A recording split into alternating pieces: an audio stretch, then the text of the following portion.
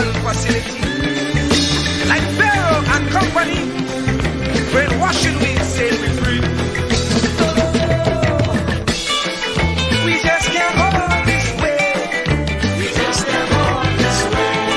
Please deliver us today. We just can't go on this way. Time to make them oppress us pay. We just can't go on this way. So the children could see their way.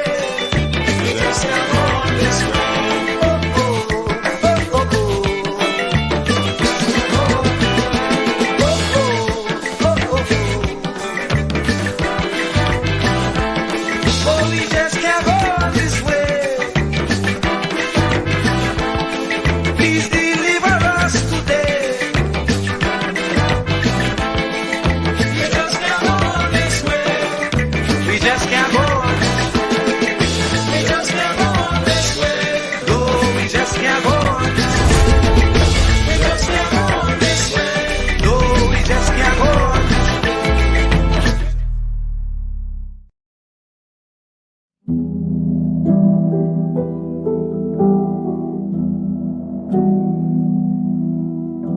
Do not categorize the blessing by colors.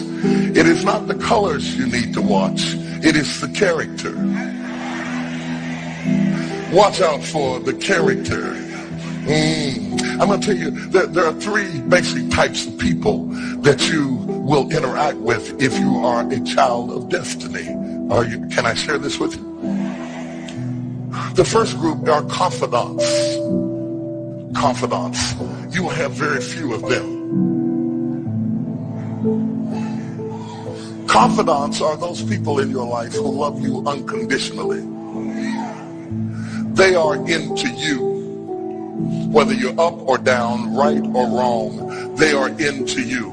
They are in for the long haul. If you get in trouble, they get in trouble with you. They'll come see you in the jailhouse. They'll come get you out of the crack house. They're confidants. You can open up and share anything with them. You'll never inherit your kingdom until you find your confidant. You can't be David till you find your Jonathan. Having a good confidant is the key that unlocks the kingdom, because you were raised outside the gate and God's going to cause you to reach over the wall. You got to have a confidant behind the wall who can mentor you for what God is going to do next in your life. The problem with most people is that everybody they run around with is under them. And so you are forever feeding people who can't feed you. And after years of feeding them, they begin to drain you. You got to have somebody who can feed you so you can feed somebody else. Oh, y'all don't hear what I'm saying. Am I talking to anybody in here? You need the confidant then. The confidant is those few people that come along in your life that are for you. They are with you. They are intimately intertwined in your life. They are there to make sure that you reach your destiny. They will confront you. They will get in your face. They will get in your business. They will tell you when you're wrong because they are confidants. If you have 2 or 3 of them in a lifetime, you are a blessed person. Without them, you'll never be who God called you to be. You need to find your confidant. Number 2, the other group are your constituents. They are not into you. They are into what you are for. They are for what you are for. They are your constituents. And as long as you are for what they are for, they will walk with you and work with you and labor with you, but never think that they are for you. They are for what you are for. And you have to know that, because if they meet somebody else that will further their agenda, they will leave you and hook up with them, because they were never for you. They were just for what you were for. They are your constituents. And throughout your life, if you're not careful, particularly if you're broken, you will mistake your constituents for your confidants. And you will think that they are for you when they are really not for for you. They are just for what you are for. And by the time you get through falling in love with them, they will break your heart as they hook up with somebody else who is for what you are for, because it was never about you anyway. It was about the causes that you represent. They are for what you are for, but they are not for you. They are your constituents. Can I go deeper with this? The third group are your comrades. These people are not for you, nor are they for what you are for. It is just that they are against what you are against. And the comrades will make strange bedfellows. This will cause people to come together who are not for you, and they are not for what you are for, but they are against what you are against. And they will team up with you to help fight a greater enemy. But don't be confused by their associations. They will only be with you until the victory is accomplished. These people are like scaffolding. They come into your life to fulfill a purpose. And when the purpose is complete, the scaffolding is removed. But don't be upset when they are removed, because the building always remains when the scaffolding is removed. What I'm saying to you, my brothers and sisters, expect the constituents and the comrades to leave you and desert you after a while. Don't be upset when they don't react to your dream the way you expected them to, because they were never really with you in the first place. Be careful then who you tell your dream to, because if you tell your dream to your constituents, they will desert you and try to fulfill the dream without you. If you tell it to your comrades, they won't support it because they never were for what you were for anyway. If you find a few people in your entire life with whom you can share your dream with, you are a blessed somebody. I can tell you how to identify people who are really for you. If they are really for you, they will weep with you when you weep, and they will rejoice when you rejoice. When you walk in a room and you tell somebody good news, stop being happy for a minute and watch their reaction. If they're not happy for you, shut your mouth and walk back out of the door. Oh, y'all don't hear what I'm saying to you. Oh yeah, because when they are really connected to you, they will be happy for you when you share your dream. Find somebody, look them in the eye and say, are you happy for me? If you don't get the right reaction, don't tell them anything else. You need somebody who's really going to be happy for you. I don't want just anybody praying for me. I don't want none of them haters praying for me, because you know you hate me and you don't want me to succeed. I want somebody praying for me who really wants me to be blessed, who wants me to be an overcomer, so you can put up your oil and stop speaking in tongues, because you know you never did speak to me anyway, and ain't no need in you coming up here in this hospital like you gonna pray some cancer up off of me. I'd rather have somebody who really loves me lay across the bed and rebuke the devil. And God is so faithful, he'll always give you somebody.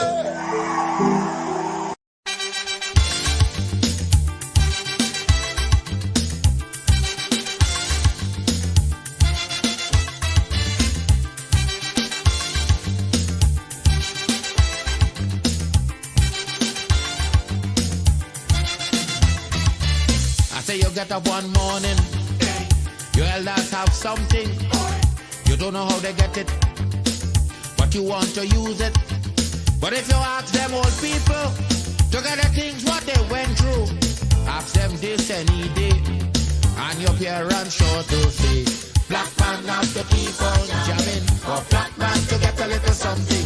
Make up your mind, brother, that you're able to get a pulley and jam with the devil. Why? Black man have to keep on jamming, for black man to get a little something. Make up your mind, brother, that you're ready to swim offshore and hold your boat steady. Black man have to keep on jamming, for black man to get a little something. So when you hear you get a little something with that dragon, now you keep watching, because I don't tell you already. Black man do get nothing easy.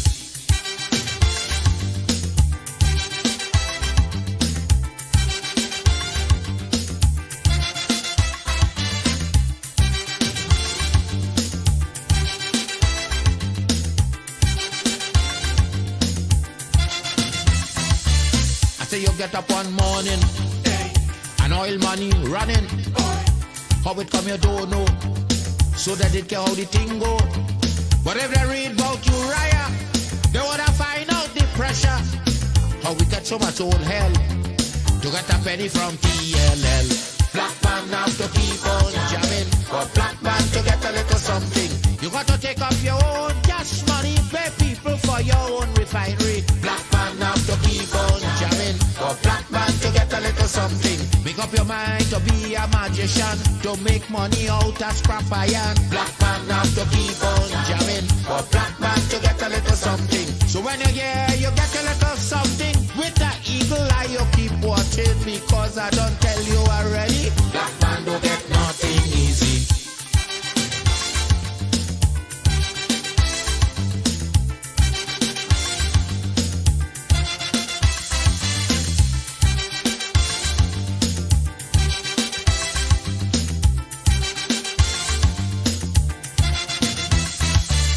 So we got up one morning, independence happening, getting the thing come easy. Now they're taking liberty, but if they know about petition, we are to send to England for some woman to tell we in this colony free. Black man have to keep on jabbing, for black man to get a little something. You got to go to conference in England to get independence in your own land. Black man have to keep on jamming, for black man to get a little something. People hold you, humiliate you, turn on and sell you, and then they free you. Black man have to keep on jamming, for black man to get a little something. So when you hear you get a little something, with that dragon eye you keep watching, because I don't tell you already, black man don't get nothing easy.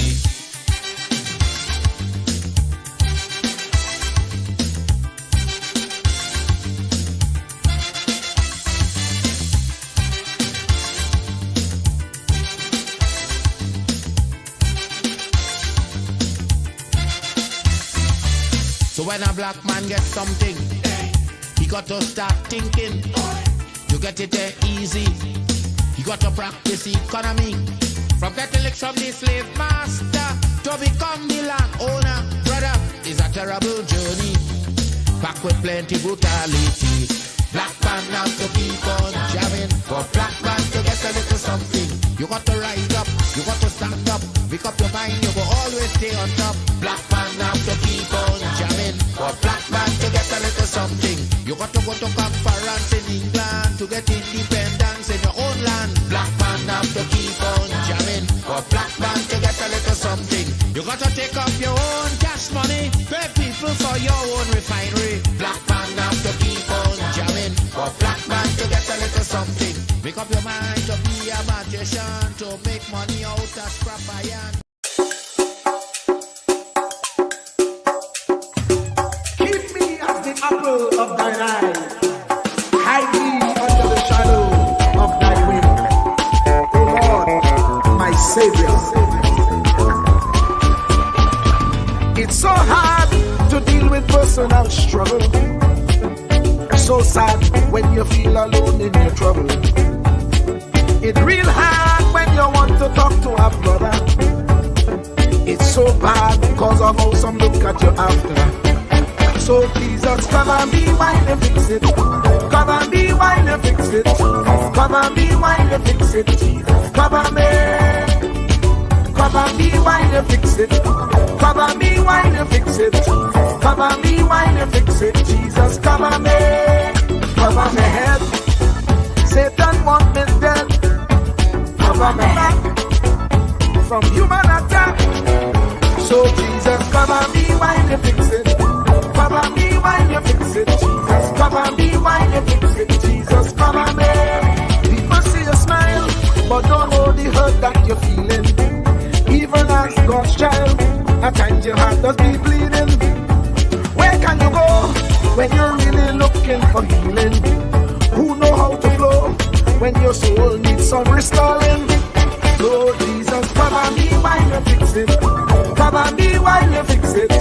Cover me while you fix it. Jesus, cover me. Cover me while you fix it. Cover me while you fix it. Cover me while you fix it. Jesus, cover me. Cover me home. from evils unknown. Cover my feet, so I'll never retreat. Oh Lord, cover me while you fix it. Cover me while you fix it. Jesus, cover me while you fix it. Jesus, cover me.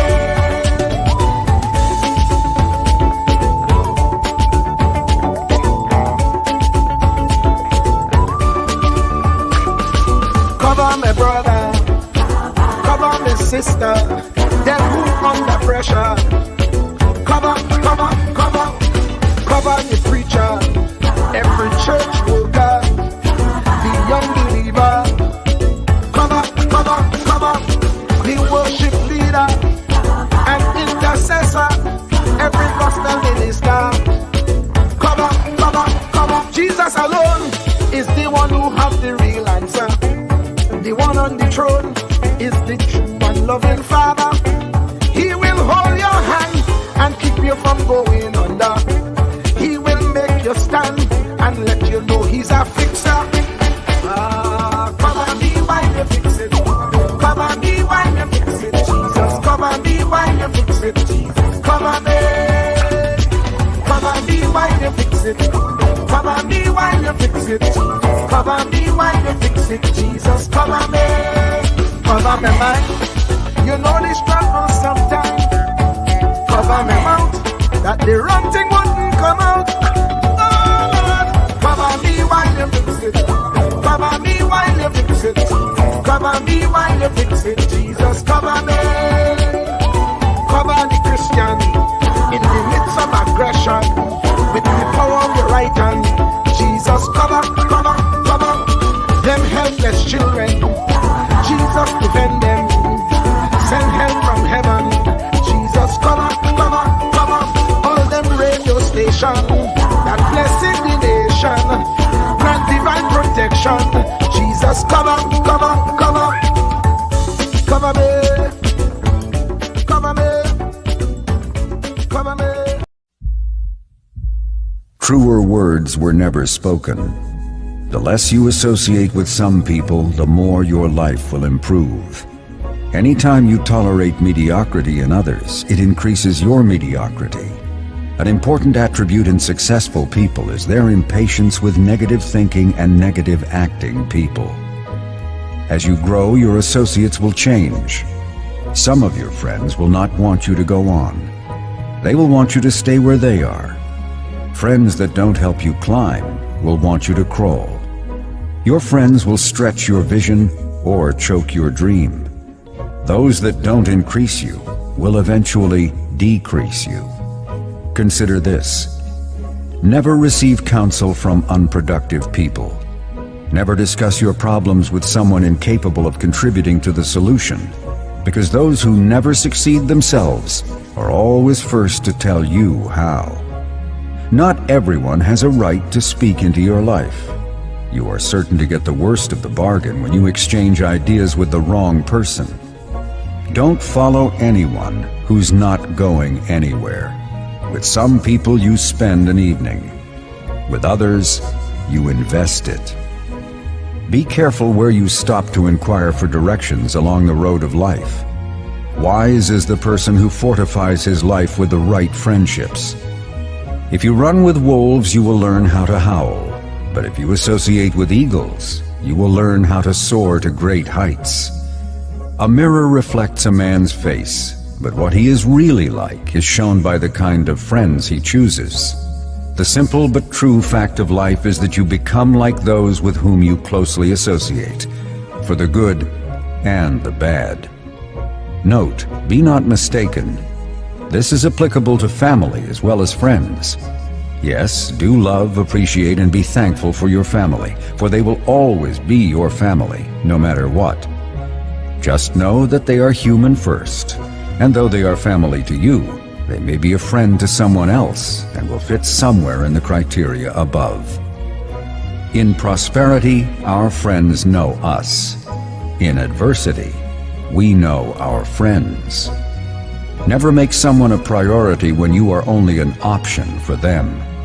If you are going to achieve excellence in big things, you develop the habit in little matters. Excellence is not an exception.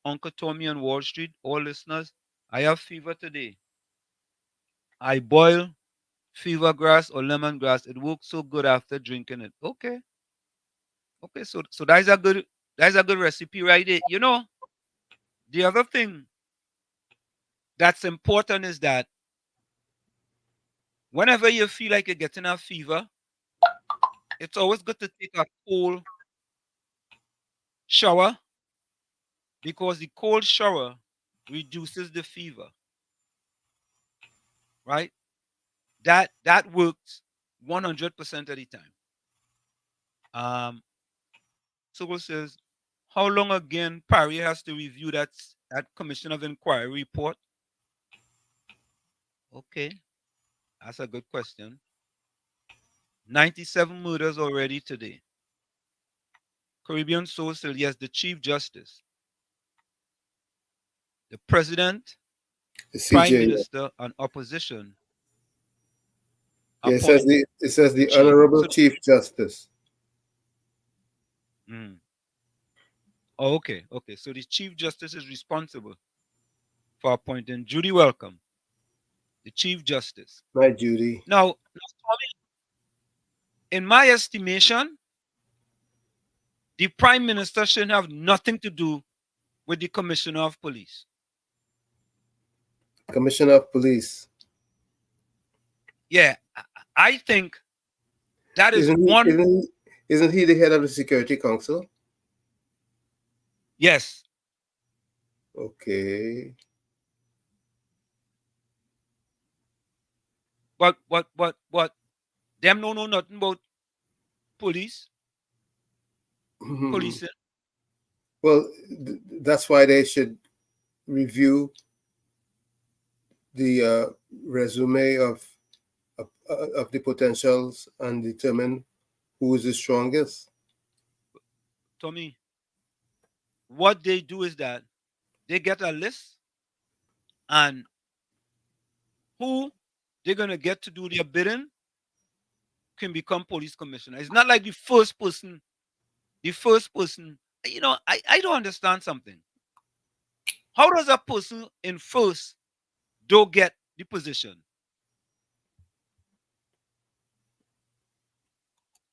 Yeah, but doesn't the police service commission recommend a list or they recommend a person to the prime minister?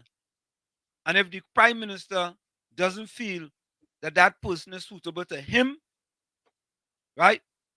They don't have to take them. They could go to cabinet and don't take them.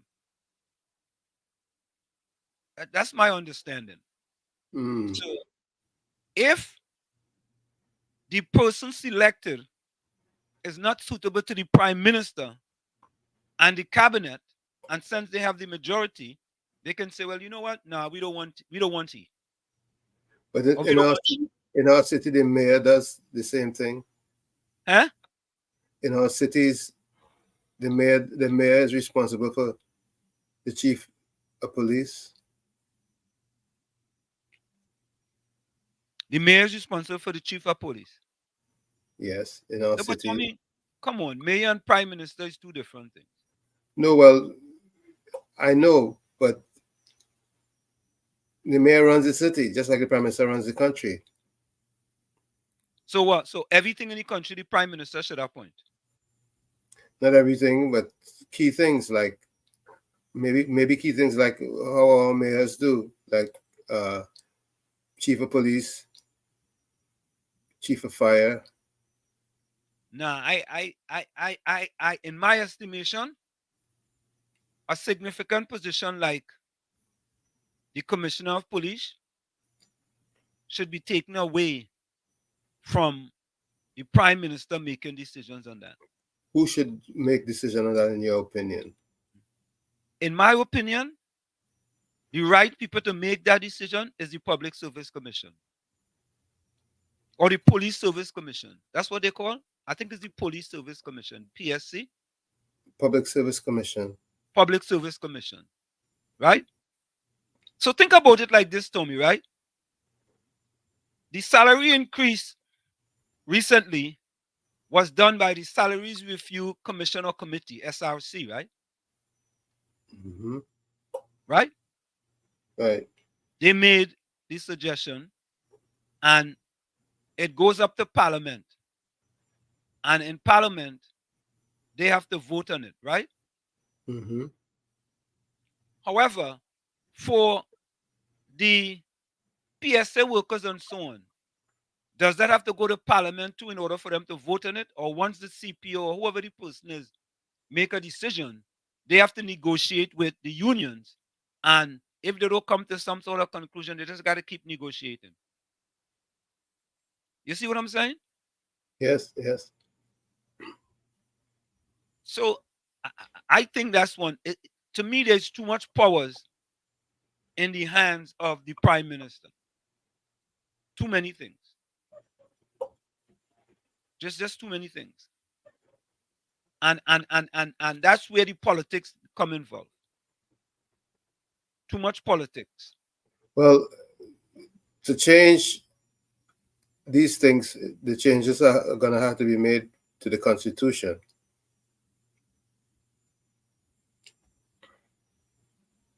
Why? When you think we will get constitutional reform in Trinidad? I don't know. All I know is that we had a good chance for it to happen, and it was blown. But maybe we get a chance again whenever we get an overwhelming majority in the electorate's exercise.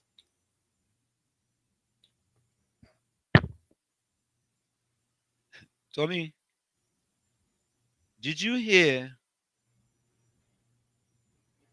how Donald Trump spoke to the black conservatives? Did you hear that? Do you have a clip of it? Yeah, I have a clip of it. But Tommy, before I do that, right, I'm going to come to that next.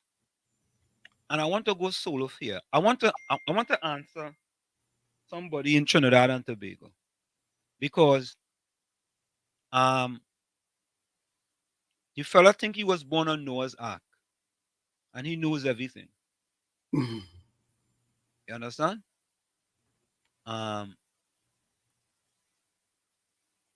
So about 2 weeks ago, Mm-hmm. we fact checked a fella on 91.9 called Daily Cry Baby Voice. Right? Right. Right. And my mother-in-law told me 35 years ago, A liar has no memory. a liar has no memory. Right, Tony? 35 Right. years ago, my mother told me, and this is for Daily Cry Baby Voice. Right? You see, Dale Cry Baby Voice, what you have to do is to stop lying, because a liar has no memory. And that's why you part of the Go Along, Get Along RPNM gang. Because you all come to the radio and you all want to mislead people. Mislead people. And when people fact check all you know what you want to do? You want to go down into the gutter, ad hominem attacks. But Daily Cry Baby Voice, yours truly, not going in the gutter with you. I refuse to go in the gutter with you. I'll let you go in the gutter by yourself.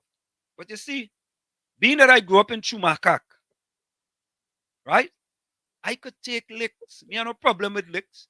So I want you guys to listen. I'm going to play the fact check of Daily Cry Baby Voice, and then his follow-up today with regards to what he said or what he didn't say, because he couldn't remember what he said before he had gone and review what he said so he could come truthfully. But, he messed it up a little bit. So let's go to the videotape, folks. Let's go to the videotape. Unfortunately, where they look at the quickest way out. Crime, in fact, crime is let me take back my words. Crime is a black people problem. It's not a black people thing. It's a black people problem. You know why it's a black people problem? Because we, the people, the black community, we don't like nothing good. Fact check. Dale, the cry baby voice is wrong. Crime is a complex and multifaceted problem that affects people of all races, ethnicities, and backgrounds. Crime rates are influenced by many factors, such as poverty, inequality, social exclusion, corruption, drug trafficking, and availability of firearms. Therefore, it is not accurate or fair to attribute crime to a specific racial group, either in Trinidad or the world. Trinidad and Tobago has the 6th highest crime rate in the world. The government faces several challenges in its effort to reduce crime, such as bureaucratic resistance to change, the negative influence of gangs, drugs, economic recession, and an overburdened legal system. The country also suffers from a high rate of violence against women and girls, which has been described as a national crisis by some experts. The Central Statistical Office of Trinidad and Tobago provides data on crime and criminal justice, based on reports from the police, prisons, and probation services.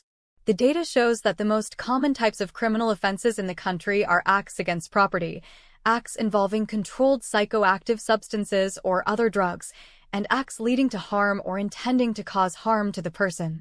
The data does not provide any breakdown by race or ethnicity of the perpetrators or victims of crime. Therefore, crime is not a Black people problem in Trinidad or the world, but a social problem that requires a comprehensive and holistic approach to address its root causes and consequences. Another RPNM radio activist that's wrong again. So Tommy, you heard that, right? I didn't. You know what's painful about this whole exercise is that you have these. I want to be right. I want to be correct with the words I use. But bluntly, you have ignomats with authority. That's what you call that. Correct. Now, I want you to listen to his follow-up today, right? And the ad hominem attacks, because he couldn't attack the fact check. He couldn't attack that, right? But he attacked you. Ad hominem means when you can't deal with the facts, you attack a person personally. So listen to him now. Listen to him today. I just have to be very careful when I'm saying things, you know. Because you have a little clown out there who does record. He's still doing that? But just last week he do it again. Just last week when I was speaking about crime and that Black people is the reason behind their own demise. Right?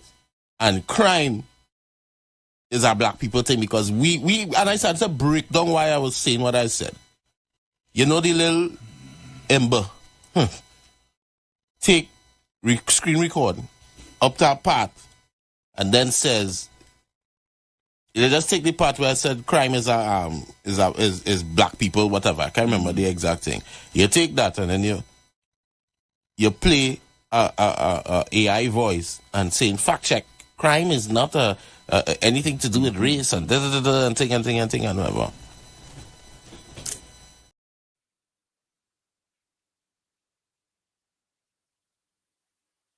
Like saying, and he should just get away with it. Nobody should pull him up on it when he's wrong and he's casting aspersions or giving him misinformation or anything of sorts. But guess what?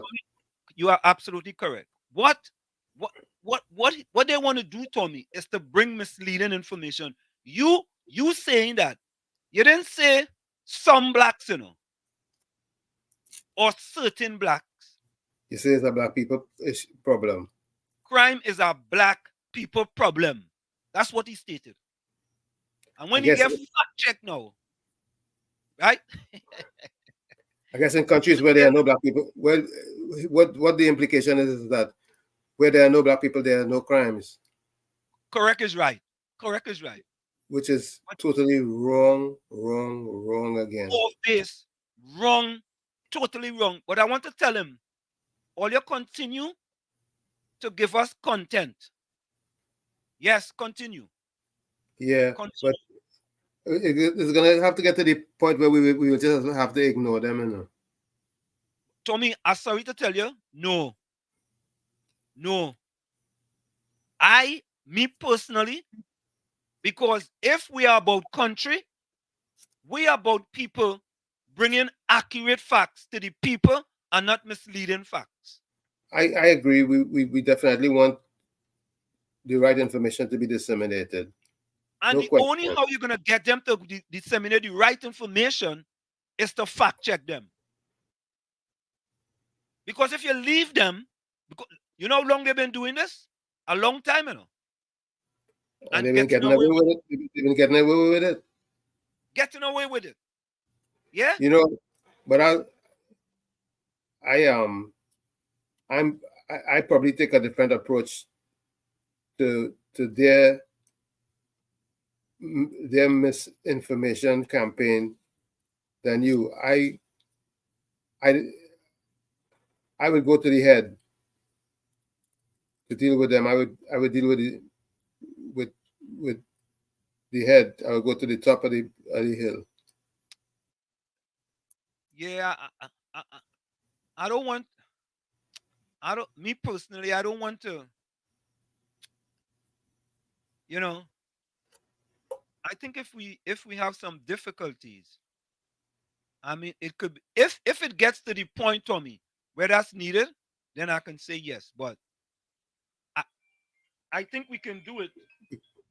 Yeah, you see. Yeah. KFC, welcome. Is doubles or KFC? Yeah, you see.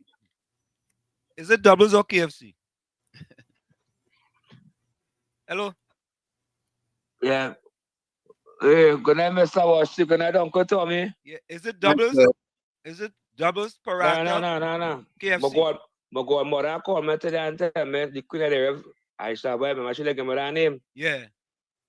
I tell me she don't like double. She give me my name. She give me my name KFC. All right. Cool. She tell me thing. So they call me KFC now. Yeah, man. Bless. They that's what I think in it. I take anything. He's a man like they see Montano. Yeah, Friday's it. Yeah, Yeah. Friday. Today, yeah, Friday's it. Yeah.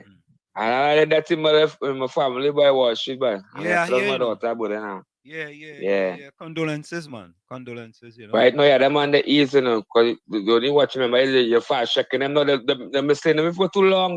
They just want to say something, and people really just run and go with it now. Correct. No longer can you even talk about crime is a black people. God, yeah, crime is a black people yeah, problem. Thank God. Eh? Yeah. Thank God. Yeah, thank God for you and Uncle Tommy there. All the fast checking them and let them know stop misleading the people. Misleaders, a bunch of misleaders. Somebody had to keep them in check, right? Yeah, or that'll watch your words, or that'll watch your words. You know, especially I'm not telling them, Mr. Rooster. You making sure you tell them what you saying there, what you saying. Yeah, that'll watch what they're saying. On the easy. Yeah, the car just come just won't say anything like they used to before. You know, but not only that, look how long I had a fact check Pastor Good, the man with Pastor the search engine name. Look how long I had a fact check him. Yeah. I said, yeah, video there. I say some shooting like broad daylight. A man for I see that. Thinking it. A man got about 3 years, but he was shoot a lock. So let's say the place going, you know. Yeah, boy. No joke. Let's go. Really reach we going, you know. Where we reach. My doctor always a man come on our platform and say that, you know, who dead, who live, you know. Correct. It's very sad in this country, yeah, boy. Yeah, boy. Yep. Yeah. So, thank what should I just buy him? God is the boss, that's other thing, eh? Yeah. You never know, you can just pick up just so, because many pulling on the target, you know, as they see the target that's coming and spraying, you know, who dead. Okay, thank you very much. Locked on listening, loving you, sir. All right. Yeah, hey, man. Lions love. We do not appreciate that type of language in here. We don't. That's unacceptable. Eh? If you continue that type of language, we don't want you in here. We do not tolerate that type of language. Okay? I'll let you know ahead of time. All right, I'll let you know off on this one. I will delete your comment and I will let you off on this one. Right? We do not tolerate that type of language inside of here. Okay? I'll let you know ahead of time. Tommy, you saw it, right? You see it, right? Yeah, it's really sad. Yeah, we don't tolerate that type of language inside of here. I'm going to delete your comment. Okay? I don't know. I don't know what his motivation is for that, but yeah. that's unacceptable. That's unacceptable. We do not tolerate that type of language in here. Okay? And it would be nice if you apologize for using that language. Lions love. Okay? We don't tolerate that inside of here. We keep it respectful. Inside of here, we do not use that type of language. Very, very serious about that. If it's one thing here, we keep the integrity of this program. And we mean that very, very, very seriously. All right? Judy says, Trinidad. Okay, no problem. Your apology accepted. No, we ain't trying to start no war, Lions love. There is something called fact check. And the only way you can get people to tell the truth and not try to mislead people is to fact check them. We do that here in the United States a whole lot. We have to hold their feet to the fire in order to make sure that we protect the listening public. Correct. Correct. If you are going to come to the public with information, make sure your information are accurate. And Lions love, we here want you all to fact check us. Because we want integrity in radio. That's what we want. We do not want misleading information. And we will continue to fact check people until they decide to get it right. Enjoy, welcome. We want them to get it right, Lions love. And you, Lions love, as a citizen of Trinidad and Tobago, should want the people who you are listening to give you accurate information and not misleading information. Correct. Yeah? Lions love say, when they say good things, you never praise them for it. But you're only picking on the bad things. Black people spend too much time fighting each other. This has nothing to do with fighting each other. How does have black people picking on each other? What? We just did another fact check video on as a matter of fact. Let me play that one for you. Let me play that one for you, Lions love. We did a fact check video on Philip Alexander. Philip Alexander black? And that was done today. Let me play that one for you. All you have to stop with this black thing, you know, man. All you have to stop with that, man. Right? You have to call a spade a spade. It is what it is. Let me play that one for your, Lions love. Stay right there. Don't go nowhere. I want to play the video for you today that we fact-checked Philip Edward Alexander. That's what we want. We want integrity in the people who want to represent us. I'm going to play this for you. Hold on, Hold on.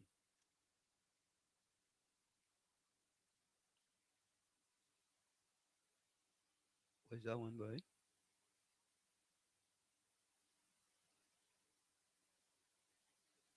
Okay, hold on.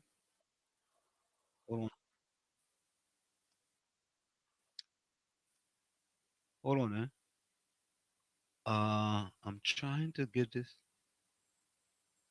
Where is that one? No, I don't want that one, man. Hold on. Default view, mini player, full screen. Here it is. All right. So, here is a video today. We did this today. Here it is.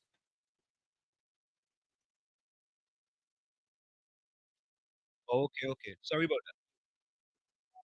Hold on. Let me get that here. Sorry about that. Let me get that one. Share screen. Here we go.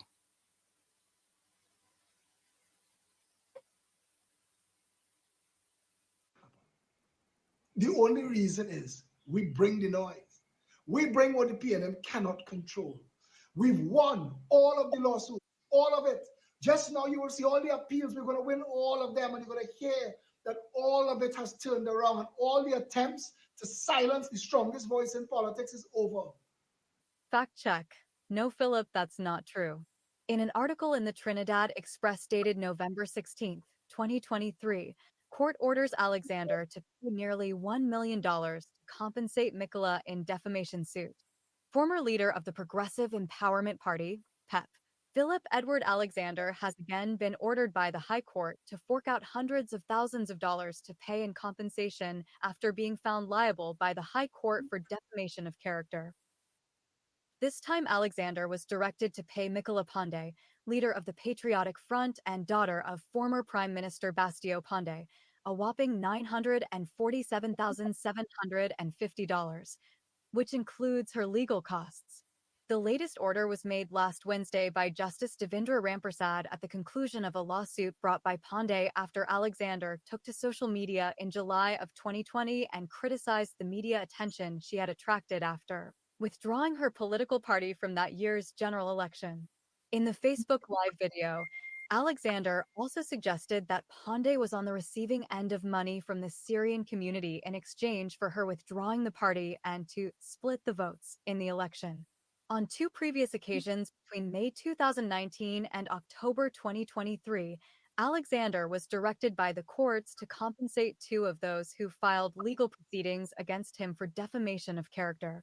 The claimants in those matters were the Urban Development Corporation of Trinidad and Tobago, WZYE, and Finance Minister Coleman Burt. In the latest judgment, Justice Rampersad ordered Alexander to pay Pandey damages for defamation in the sum of $600,000 and exemplary damages in the amount of $250,000. In addition, he has to pay her legal costs that was quantified at $97,750. Again, it appears that with Philip, honesty is not the best policy. There it is. Real talk. Starting a business. So, Tommy, here was my question now, right? For Lions Love. Lions Love, what did we just do that was inaccurate? What did we do was just inaccurate?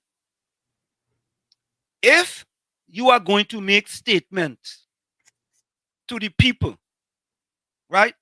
At least you could do a little research and get it right to the best of your ability. So, Tommy, we have always said that everybody have their own opinion. We have always said people are entitled to their opinion, but you're not entitled to your own facts. You are entitled to your own opinion, but not your own facts. When you go come and say crime is a black people problem, where you get that from? Not you, Lions Love. Where Cry Baby get that from?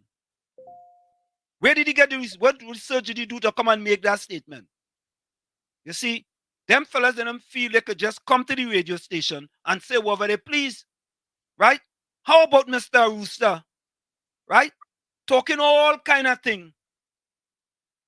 And people listening, kids listening. Yeah? So Philip Alexander came and make a statement. And I said, well, wait now, boy. I don't know, but let me go and do a little research. And I did a research, and the statement he made proved to be inaccurate. What's wrong with that, Lions Love? Oh, God, come on, man. Stop going through people's videos and picking out things that you don't like. Let people... Tommy, help me with that, please. Stop going through people's videos and picking out things you don't like and let people decide for themselves.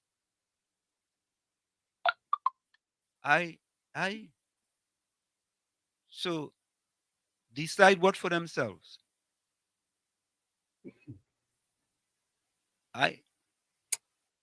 So I think it's I don't know. It's useless. It's useless in some instances. No, Tommy, help me with that now. Everybody have their own opinion, and everybody think they are right. Opinion is opinion, but when you're given information, your information has to be on point. So if we was to come here and make statements and say, in Trinidad and Tobago, make something up. Let's make it up. Right? And then people leave listening to us. But yeah, boy, I didn't know that. And them go and regurgitate the same thing, the same misleading information that we said. Misinformation. When is it gonna stop? I mean, I'm sorry, but I mean, all right, I don't get it. I don't get it. But I mean, if you had a point, I could have seen your point. But the funny thing about court cases, this could be true, but without evidence, you can't lose. Right? Judy says, I see this as chaos in the UNC. I want greatness for my nation. That's a cannonball of fire. Judy, I don't necessarily have to be, things could be worked out. Really, we never know. And listener, I hope things work out for the UNC. You know, brief for the UNC. I hope things work out for them, but they have to be very careful. I could tell you that. Mr. Florida, good night. Good night. Mr. And the thing he's getting wrong, a radio host is an educator, and what he's saying to the public must be accurate, and what correct is right. You see, in the real world, a radio or media person edifies, but in that environment that these so-called presenters and radio hosts exist in, it's just willy-nilly. Them could just come and make it up. Some of them just come and, boy, just on my mind, I just say it. And that's why I say, and I'll say again, I don't blame them. I blame who keeps them in that position they are more than I blame them. That's just the way I look at it. Maybe I'm wrong, but I know that to be a fact. A man come and say, if you run out of gas in your apartment, you could freeze and die. In third world or fourth world countries, whatever statement he made. In first world countries. Thank you. In first world countries. If you run out of gas in your apartment, you could freeze and die. And I was like, wait, what? What are you talking about? Well, it should be told, if you have no heat and you're in a freezing situation, that would definitely happen eventually. Tommy. But but there's a sense of security built into the way things are done in first world countries. But Tommy, let's say what he's saying is accurate. Let's just take it to that. Don't you have electricity? Of course. Don't you have a space heater? Of course. So when somebody's making a statement like that, you run out of gas, you could freeze and die. It ain't making much sense. But let's go for a quick break. We'll be right back. Yeah. Yeah? And Mr. Florida said Trinidad becoming a land of lies and propaganda. So when you come saying it, then it becomes the truth. It's truth. Yeah. Too much lies and propaganda. And the people are miseducated. That's why they make wrong decisions and flawed decisions and decisions that are not to their benefit. We see it over and over again. Over and over and over. Over and over and over. So folks, we're going to go for a quick break. We'll be right back. It's In the Village with Uncle Tommy and Professor Wall Street and you on WZYE 95.9 FM. Stick and stay. You're listening to WZYE 95.9 FM. You are listening to WZYE LP 95.9 FM, the most influential name in Caribbean radio in the tri-state area. Broadcasting from East Orange, New Jersey, the most influential name in Caribbean radio. WZYE 95.9 FM.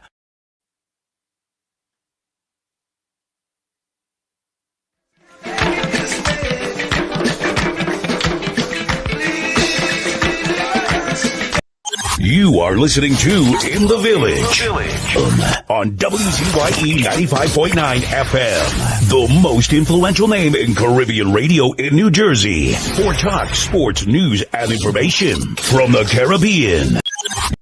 You are listening to In the Village with your host, with Professor Wall Street and Uncle Tommy on WZYE 95.9 FM. Yo, what's going on? This is Jersey Drake. Hi, this is Rihanna. Hey, what's up? This is Ludacris. What's up, y'all? This is Nicki Minaj. You're rocking with the best. It's In the Village with Uncle Tommy and Professor Wall Street. What's up? It's your boy Usher. What's up, y'all? This is Beyonce. Yeah, it's your boy Chris Brown right here. Playing nothing but the best. It's In the Village with Uncle Tommy and Professor Wall Street. In the Village with Uncle Tommy and Professor Wall Street. We are back with you. In the Village. In the Village with Uncle Tommy and Professor Wall Street. We like that. I mean, I think that. In the Village. In the Village. I think they like that. Yeah, Tommy. As we wait for our guests to come in, you know, Tommy, we have to understand that there are certain people in certain positions, and you have to bring the right information to the people and not misleading information. Well, they've gotten away with it for so long that it has become the norm.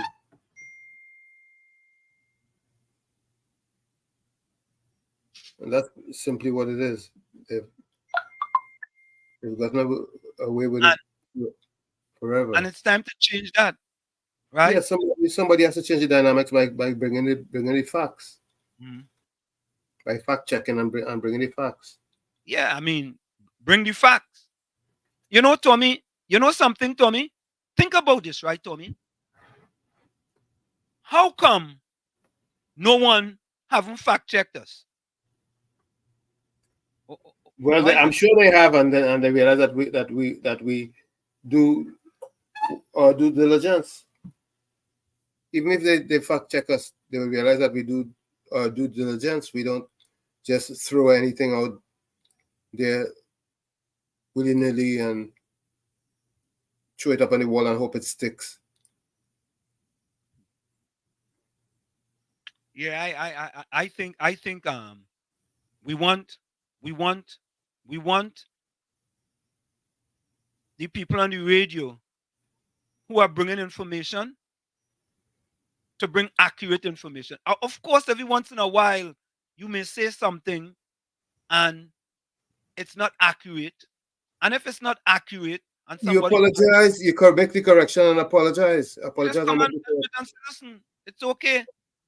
I mean, when we fact check the pastor with the search engine name, he came and said he was wrong. He said he was wrong. And you need to be more careful in the things that he's saying. It's that simple. Right. Yeah. Anderson, good night.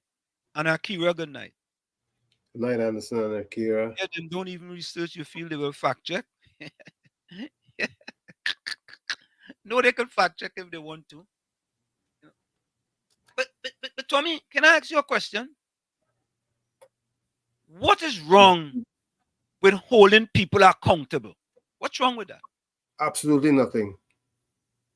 Why it is that if we are holding people accountable, there is a problem? Because they're hidden agendas. That's the only time that there'll be a problem, if there are hidden agendas. Joan, welcome. Joan is watching from Brooklyn, New York. I don't get it. I don't get it. I don't get if I am on TV, I'm on radio, even if I'm on the internet, and you have an audience, you want to be able to lift this audience up, or at least educate the audience. I mean, if you're edutaining, you're edutaining. But even if you're edutaining, you still want the education to be appropriate and correct.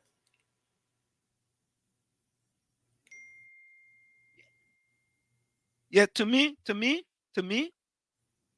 it was just it has gotten to the point on radio in Trinidad where people could just say anything that they want. They say whatever they want. Yep. Right? No, you just can't say anything what you want, right? Because you are going to be fact checked. That's what we do. Mr. Florida said, Mr. Anthem, it comes like general elections at the end of the day. UNC can win or PNM can win. It's the citizens who suffer if they make the wrong decision because the politicians' money keep running. Correct. Correct. And Tommy, if we have politicians that are giving let me give them a next example, Tommy. Tommy, I don't know if you remember when Colin Bud came out and said to the people that the property tax was 2.7%. Yes. We fact checked that too. And when we fact check it, it was always 3%. So you know what? The people had more information now. When you're trying to mislead the people, telling them about property tax is only 2.7% when it was 3%. We did a whole expose here on that, on property tax. You know, that has gone over so many people's head. It's unbelievable. Tommy, you are actually correct. Actually correct. But when it's only a matter of time before it sinks in. But Tommy, okay. I hope I end up still there. Besides the transatlantic slave trade, which lasted for almost 600 years, from the 14th century to the 18th century, 19th century. Fact check: the transatlantic. No, Tommy. But even if he had the information correct, he'll know it's the 15th century. The 1492 is the 15th century. But Tommy, let's say we have school children listening to this, right? And they hear this for the first time. They was, wow, we didn't know that. We didn't know that. But what's the most frightening part of that whole equation is that these, like I said before, these operatives have a platform, a pulpit, a forum where they can disseminate information and continue misleading and misrepresenting and making misstatements. So sad. But let's make sure we correct the statement for people not to think that's what it is. So folks, listen. Besides the transatlantic slave trade, which lasted for almost 600 years, from the 14th century to the 18th century, 19th century. Fact check: the transatlantic slave trade was a part of the global slave trade that transported enslaved African people, mainly to the Americas, from the 16th to the 19th century. It is estimated that about 12 million to 12.8 million Africans were shipped across the Atlantic over a span of 400 years. The trade began with Portuguese and Spanish traders in the 16th century, and later involved other European powers such as Britain, France, and the Netherlands. The trade was driven by the demand for labor in the colonial plantations and mines, especially for the production of sugar, coffee, tobacco, and cotton. The trade had devastating effects on the African societies, cultures, and economies, as well as on the enslaved people themselves. Yeah, that, Tommy? Yeah, because Columbus traveled his first voyage in 1492, which is towards the end of the 15th century. So it's only logical that the actual slave trade would have started in the beginning of the 16th century. Because I made 1500 is the 16th century. But Lions Love don't want us to talk about that. You can't misinform the public and miseducate the public. Yeah. I mean, you All right, can, but yeah, I mean, I see our guests is in the background. Let's bring in our guests. Hello, good evening, gentlemen. Dr. good Moonilal, evening. how are you? Good evening, Dr. Moonilal. Fine, Oh, thank you so much for your kind invitation. yeah. So, Dr. Monilal, tell us a little bit about what's going on in your constituency. Your constituency has water. Everything is going good. You know. Well, the people in my constituency, as you may know, is the constituency of Oropouche East in the south of Trinidad. A very peaceful, loving community, historically based on agriculture and manufacturing, small, retail, industry, and so on. So it's very peaceful. Of course, like the rest of the country now, we have faced some difficulties in terms of, crime, water, infrastructure, that sort of thing. So it's the same problems that we face, that others face, but is a community that is well rooted and has good bonds, social and cultural bonds, and we have a lot to be proud of in that part of Trinidad and this part of the world. So, Dr. Monilal, we see people now getting the property tax bill, right? And I have had a problem with the whole population of Trinidad and Tobago paying 3% property tax because I think the tax is regressive and oppressive. That's my words, not yours. Sure. Right? What says you on property tax? And let me say this. I would have liked to see the UNC go after property tax a little more harder because there may be many people who may end up losing their property, and even their kids will not be able to inherit that property because they will have to pay whatever their parents couldn't pay. What says you? Well, sure. I mean, we agree with you. I mean, we have always maintained that the property tax is oppressive and it is unjust. And as you said, I mean, across the board, it lacks, equity. Is something that we have committed to repeal and amend, as the case may be. But in the implementation of this property tax, as you would know, there are enormous amount of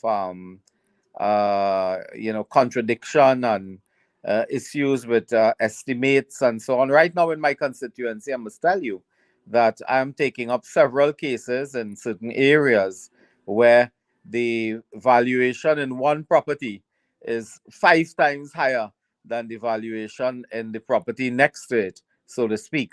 And you're dealing with persons in some cases. In one case, I can tell you, retired persons who are existing on a fixed pension and making ends meet on a retirement fund and so on, are now called upon to pay, according to the estimates, very exorbitant annual property tax, which is unfair, and is more unfair when you look at the neighbor next door and what the valuation is on the property just literally next door. So we have enormous appeals being filed at this time.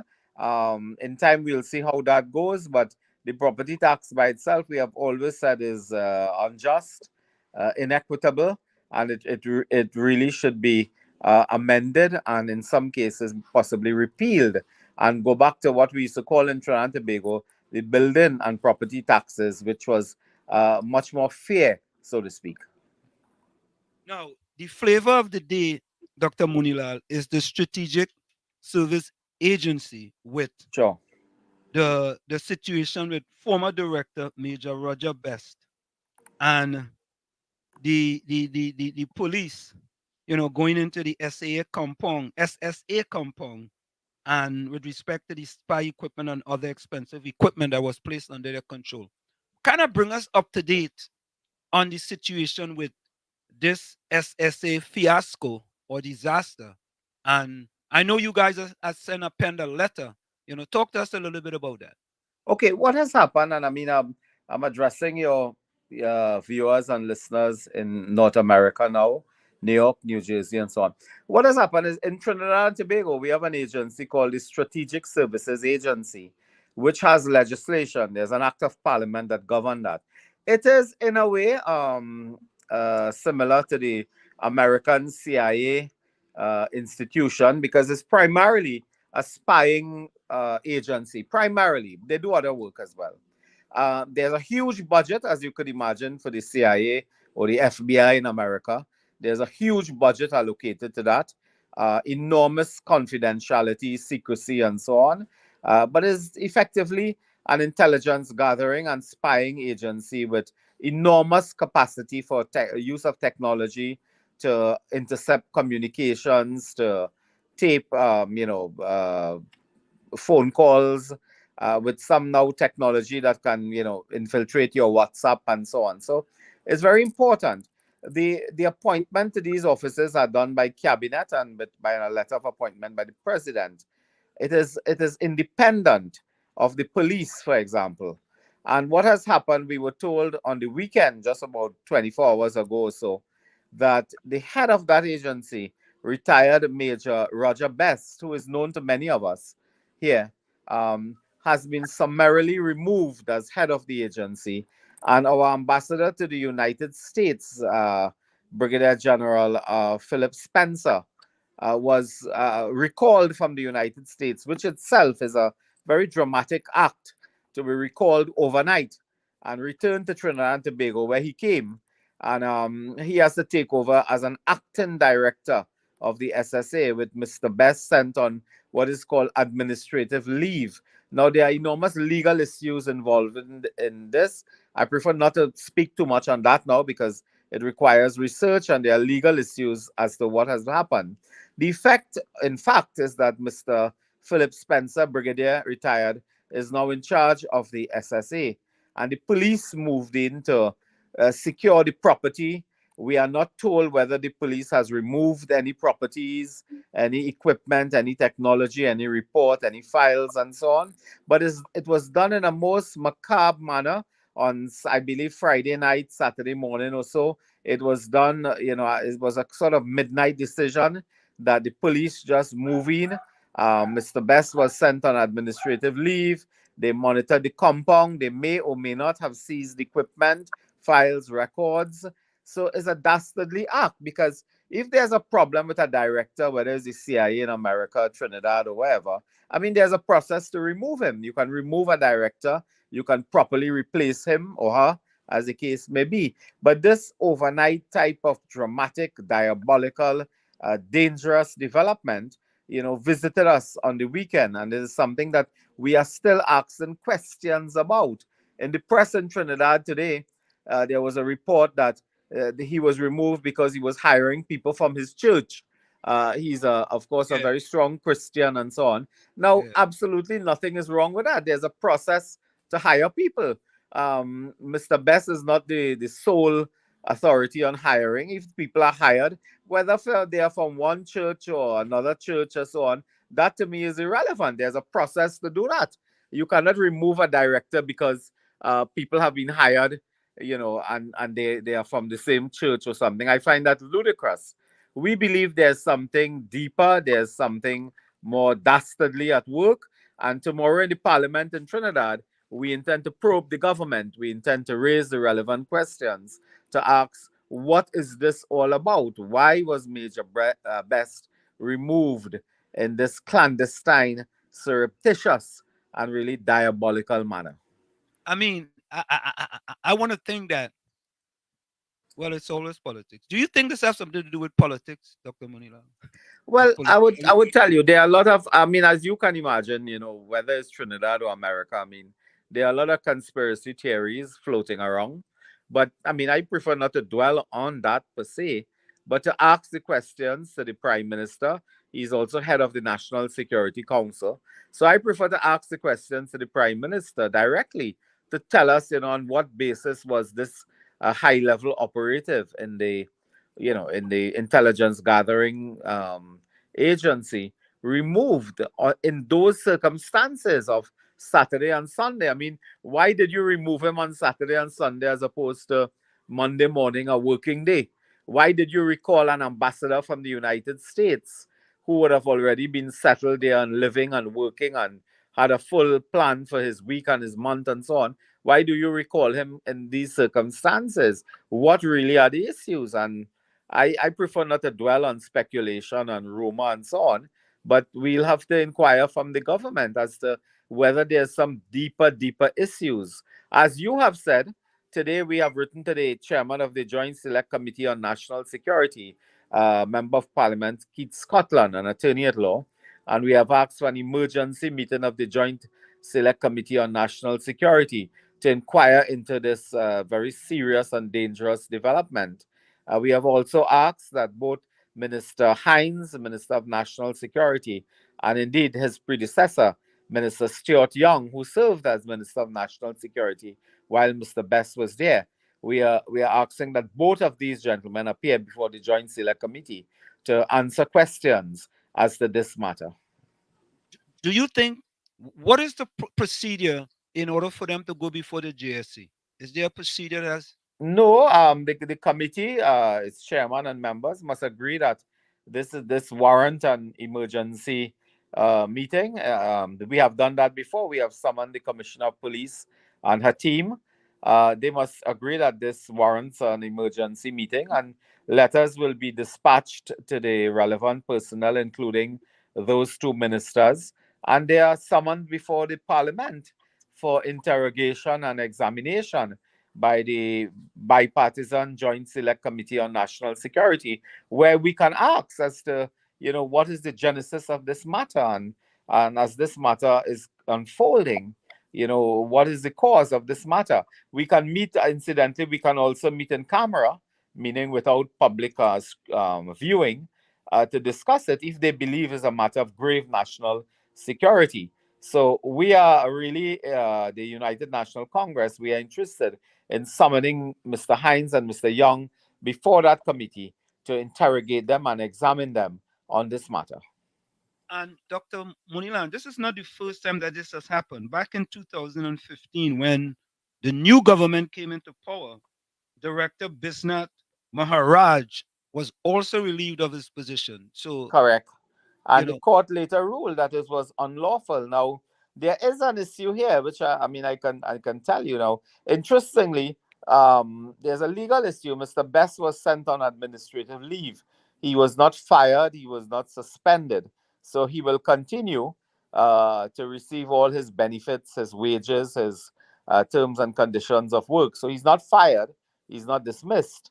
So I think what they are doing is trying to protect themselves from liability, protecting themselves from a lawsuit in terms of unfair dismissal.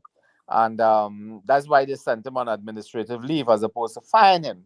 But there are serious issues. I would like to say that the Act of Parliament, the Strategic Services Act of Parliament, does not provide for an acting director.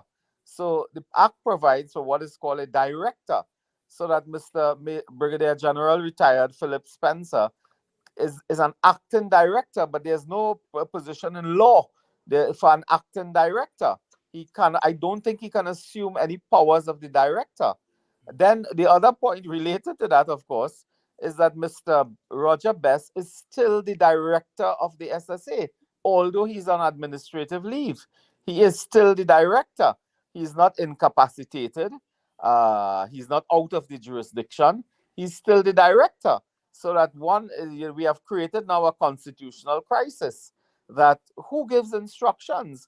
The director who is on administrative leave is still the substantive director, while the law does not provide for an acting director as the government purported to appoint. So these are burning and troubling questions that will engage, the parliament and the constitutional lawyers and so on. So go ahead, Tommy. Mr. Monilal, if I Uncle Tommy. Uncle Tommy. I like that.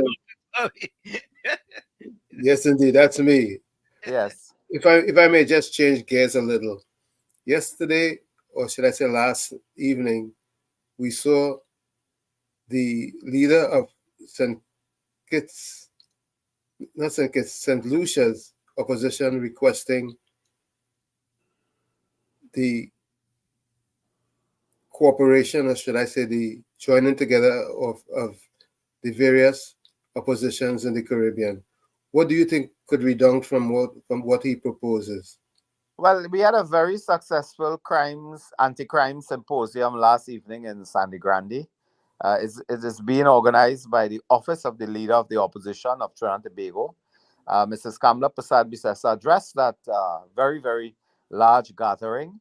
The guest speaker there were several speakers, but I think the key speaker there was the former Prime Minister of St. Lucia, now opposition leader, Mr. Alan Chastanet. And he made a very compelling argument to suggest that in the Caribbean as a whole, there is need to build alliances and build an integrative approach by all the leaders of the opposition in the CARICOM, because the opposition he made a good argument that the opposition is a constitutional office. It is provided for in the constitution of these CARICOM territories, and therefore it has significant impact and a significant role in law, in development, and in society. And governments in the Caribbean has, been accused time and time again of sidelining, of alienating, of neglecting the views of the opposition.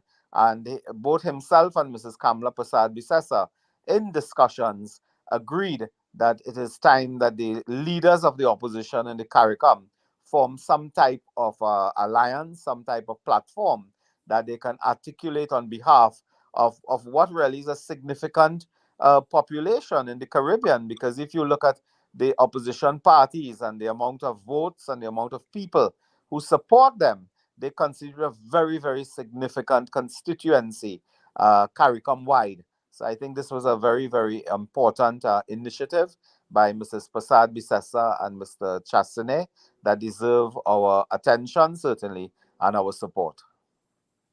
Now, Okay. Dr. Moonilal, go ahead, Tommy. Yeah, but what I was thinking is that whoever is in governance is responsible for the entire population. Correct. And the main function of the opposition was to make sure that they do and what's correct and they keep their feet to the fire. Sure. Well, of course, I mean, the role of the opposition is really to keep a government in check, to speak to issues of accountability, responsibility, disclosure, good governance, justice, equity. The opposition provides a very, very important role in governance in the Caribbean and in what we typically call the Westminster model. That is very, very critical. But hitherto, up to now, we have not had a sort of union, a sort of collaboration between leaders of the opposition. We have collaboration through the CARICOM framework for heads of government. So heads of government are in touch, on a frequent basis. Heads of government will be in touch and so on. But the leaders of the opposition are seldom, in touch that way. And they do not, integrate and discuss policies and solutions and so on. So I thought the idea last evening merits serious consideration. Don't you believe that it's even much more important to have a true Caribbean unity? Well, we need to build a platform for Caribbean unity that will deal not only historically with social and cultural unification, but by economic integration, and now increasingly by our common threat, our security threat. Because last evening we also learned of this, raging criminal offensive in St. Lucia and elsewhere. Just when you thought Trinidad and Tobago and Jamaica were the two hubs of criminal activity, you discover that it is now spreading like a parasite to the Eastern Caribbean territories, and that is something, it is a serious cause for concern. Dr. Moonilal, there is a $1 million question, and I know you know for a fact that you wouldn't have left here tonight without us asking you that question. Well, I don't know of any, I don't even know of a dollar question. Well, we going on here. We jumping over. Is that in US currency or TT currency? US currency. Not Let me TT. hear you. Not TT, because somebody was asking a question will Trinidad devalue the dollar? Let me see what is that. Will Trinidad and Tobago dollar be devalued? Since just talk about that, somebody was asking this question: Will Trinidad and Tobago dollar be devalued? That was a question that come from the chat. Since you say that, I'm gonna get back to the $1 million question. Yes, yes, of course. Uh, so here it is, right? We know for a fact, Dr. Moonilal. Well, we don't know for a fact, but we know that in the past you challenged Mrs. Kamala Prasad-Busesa for the leadership of the UNC. Was that in 2015 or 2016? 2015. 2015, right? So we got that correct, right? There's been rumblings within the UNC that during the next internal election, Dr. Roodal Moonilal will challenge Mrs. Kamala Prasad-Busesa for political leadership of the UNC. Is that fact or is that fiction? Well, what I can tell you, I mean, is that I have been a lifelong member of the United National Congress, and indeed a founding member of the party for 34 years or so that we have been established. There is no leadership election in the future for the United National Congress. According to our rules and our constitution, an election for the leader of the party is due, I believe, in 2025. But certainly not this year. There's no vacancy. I have supported Mrs. Kamala Prasad-Busesa for the last decade or so. I have worked with her. We have a very, very good working relationship. I give my support to her. We have been working together day by day and building our party, unifying our country. We are very, very positive about the future, and there's no election in sight.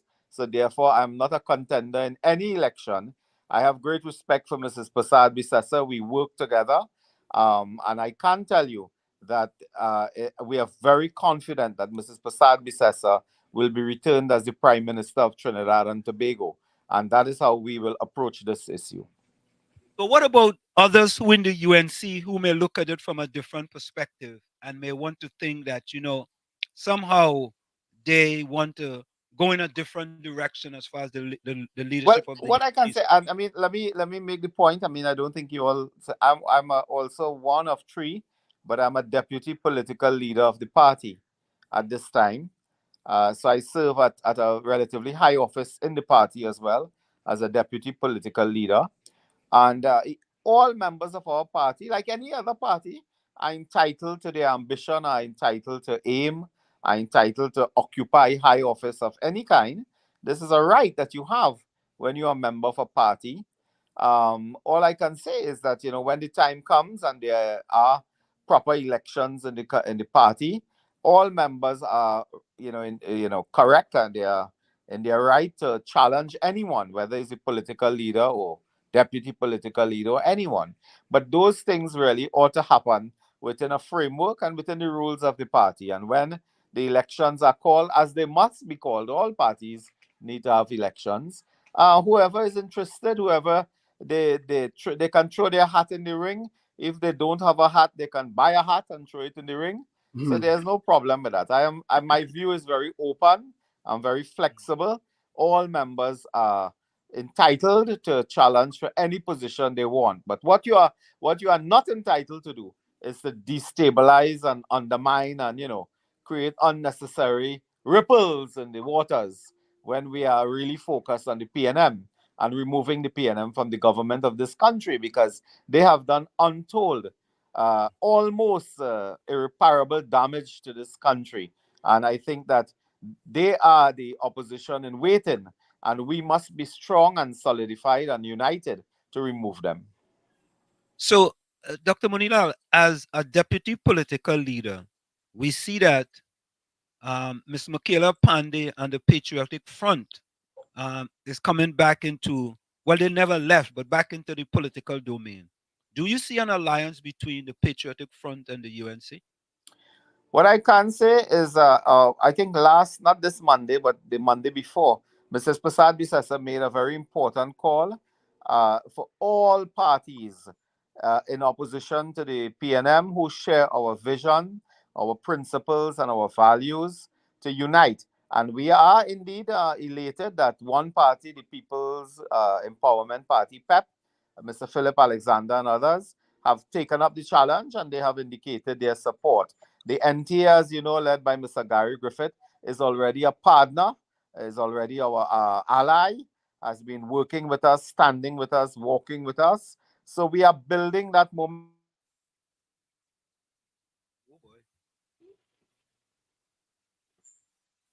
I think No audio. his internet, yeah. Yeah, let me see if you could see me. Dr. Moonilal, your audio. Your audio. Your audio. Audio left. Audio. No audio. We can't hear you. Yeah, I'm trying to see if we could get him. No, we're not having any audio. Okay. Not Okay. hearing a word. Yeah. I think he may have touched it by mistake. Audio. Check. No check, audio. Check your handset. Yeah, I think he may have touched it by mistake. Oh boy. He get log out. So folks, we see if we could get him back. Let me see. Let me send him a message. Let me see.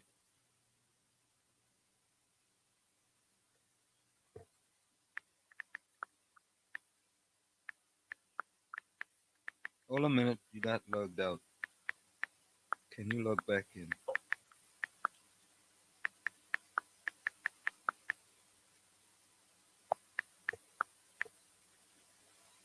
Okay, so folks, we are talking with Deputy Political Leader of the UNC, Dr. Roodal Moonilal. And it was, here we go. All right, here we go. Dr. Moonilal. Are we back? I know our time was limited. Are we back? Yeah, you back. You know, some people will say that's another party sabotage. That's what some people might say, you know. But this is in it. I tell you, I've been involved in this business 34 years now. As I said before, guys, I've seen many people come, I've seen many people go, and I've seen many people come back. So it's all par for the course, as we say.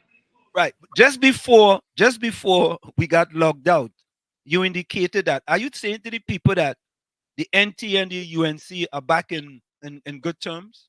Is that what you're saying? In a way, we never parted company. I mean, we will always have a difference of opinion on this matter or that matter or so on. But that is our alliance for the local government election.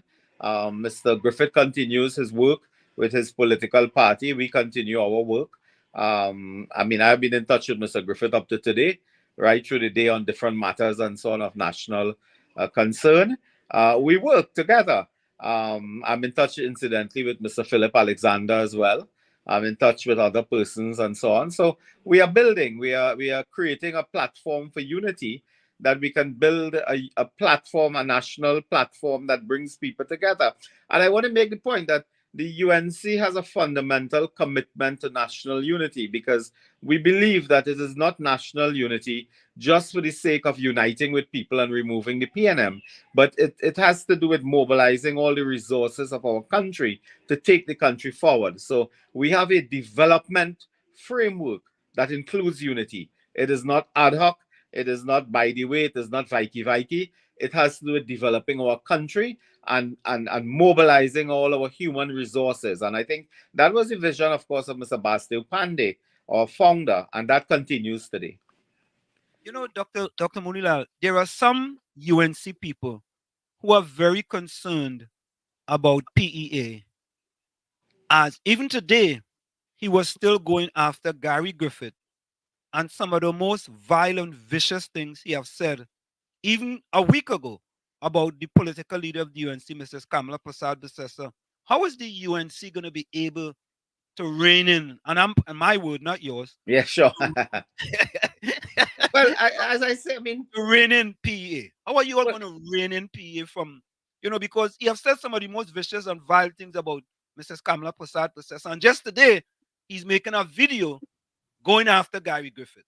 Yeah, well, let's put it this way. I mean, we are still, in a raw state in terms of the any discussion or any interaction with Mr. Alexander and his PEP.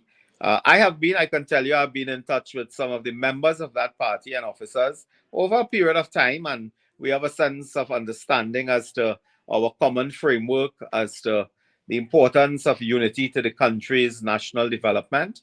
And in the coming day or days or so on, it may well be that I myself would meet Mr. Alexander, have a discussion, and try to, come to some common ground in understanding that while we are happy for him to be part of our team and to be united, we are not happy if he's attacking our ally and our partners and our persons who have stood with us, stand with us, and walk with us. I mean, it's very clear. So these things require some political tact, but in the coming days, I think we can work those things out. And go ahead, Tommy.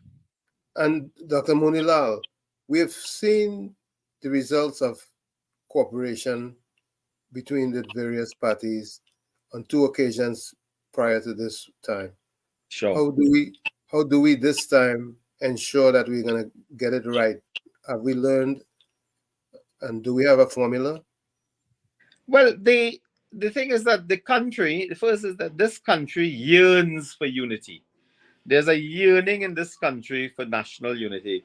If you just move from politics, take away politics from our minds now. When this country united in 1989, I believe, behind our soca warriors, there was a unity of all the people of Trinidad and Tobago.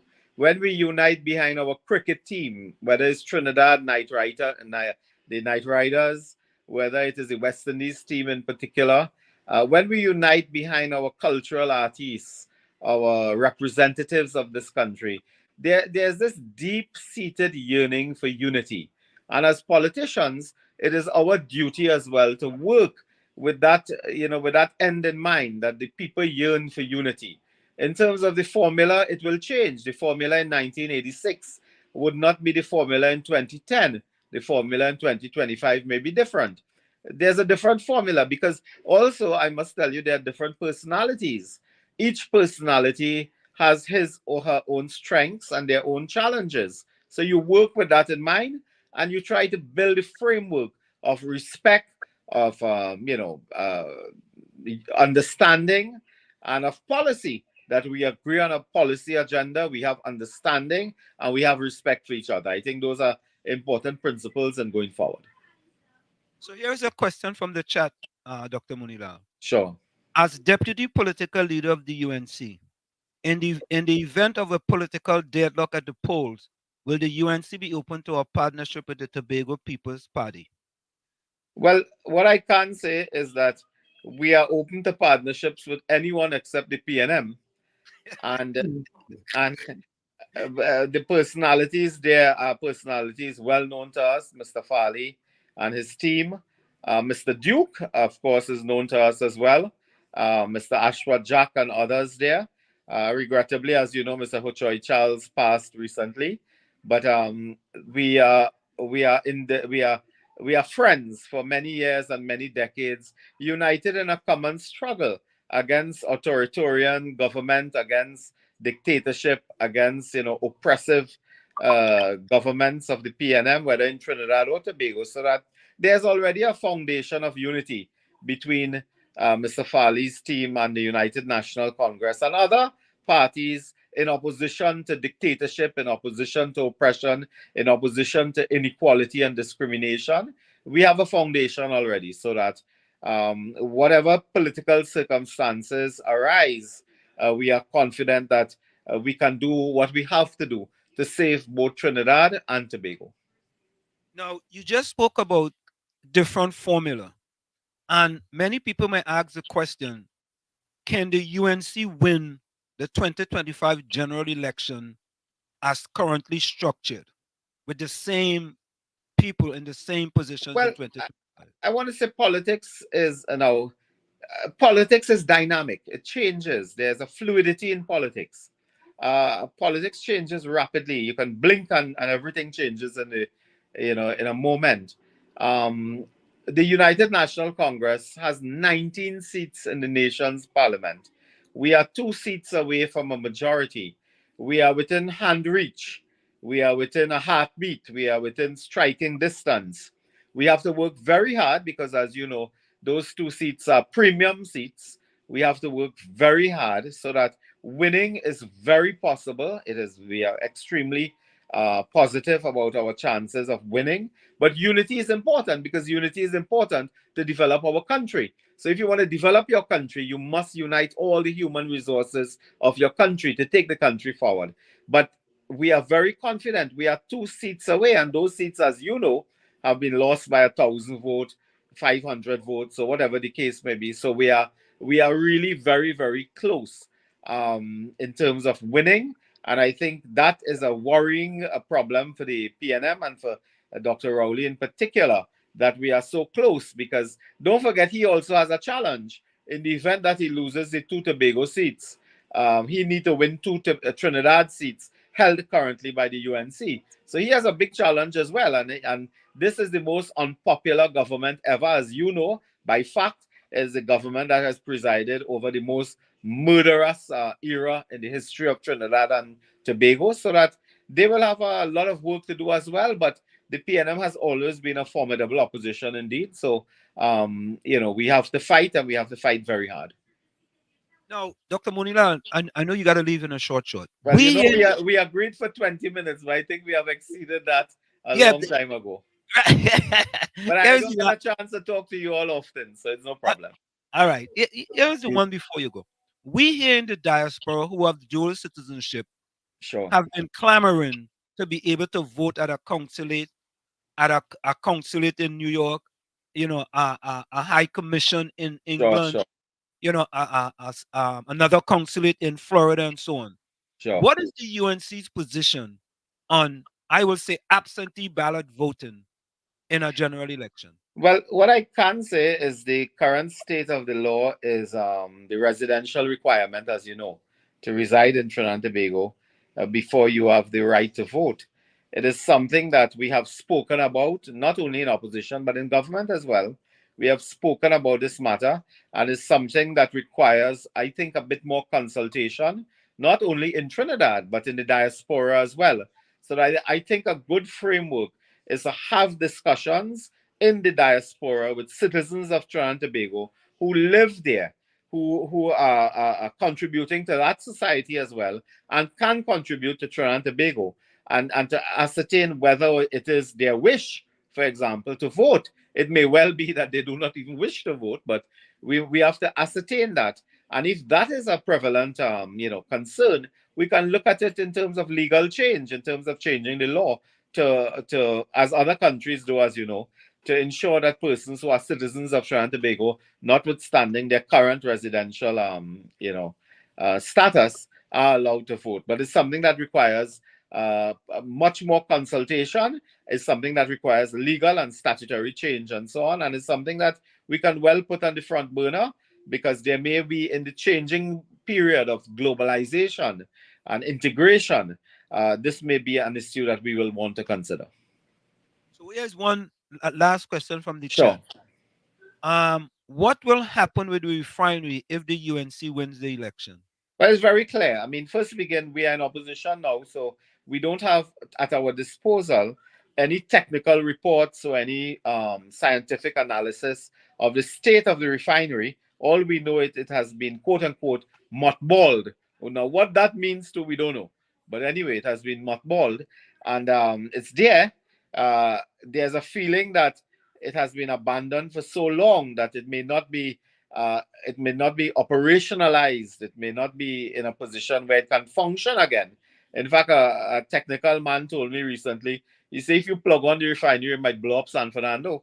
So we have to see. We have to get, first, as soon as we return to office, we will undertake some type of scientific, technical assessment of the refinery. Once it is in a position where it can be operational, I think that we owe a duty to the country to move post haste to ensure that either local or a blend of local and foreign investors and companies and so on move immediately to reopen the refinery, because that refinery could be, I mean, it could be a great source of revenue in the context of developments in Guyana and incidentally Suriname as well. So that refinery really could be a great source of strength to our economy in the coming years and decades.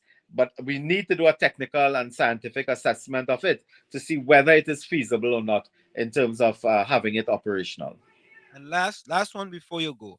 Sure. We know that the oil spill have been somewhat devastating to Tobago, right? Sure. And we still can't find out who is the owner of the vessels, or they're saying some owner from Panama and so on and so forth. Sure.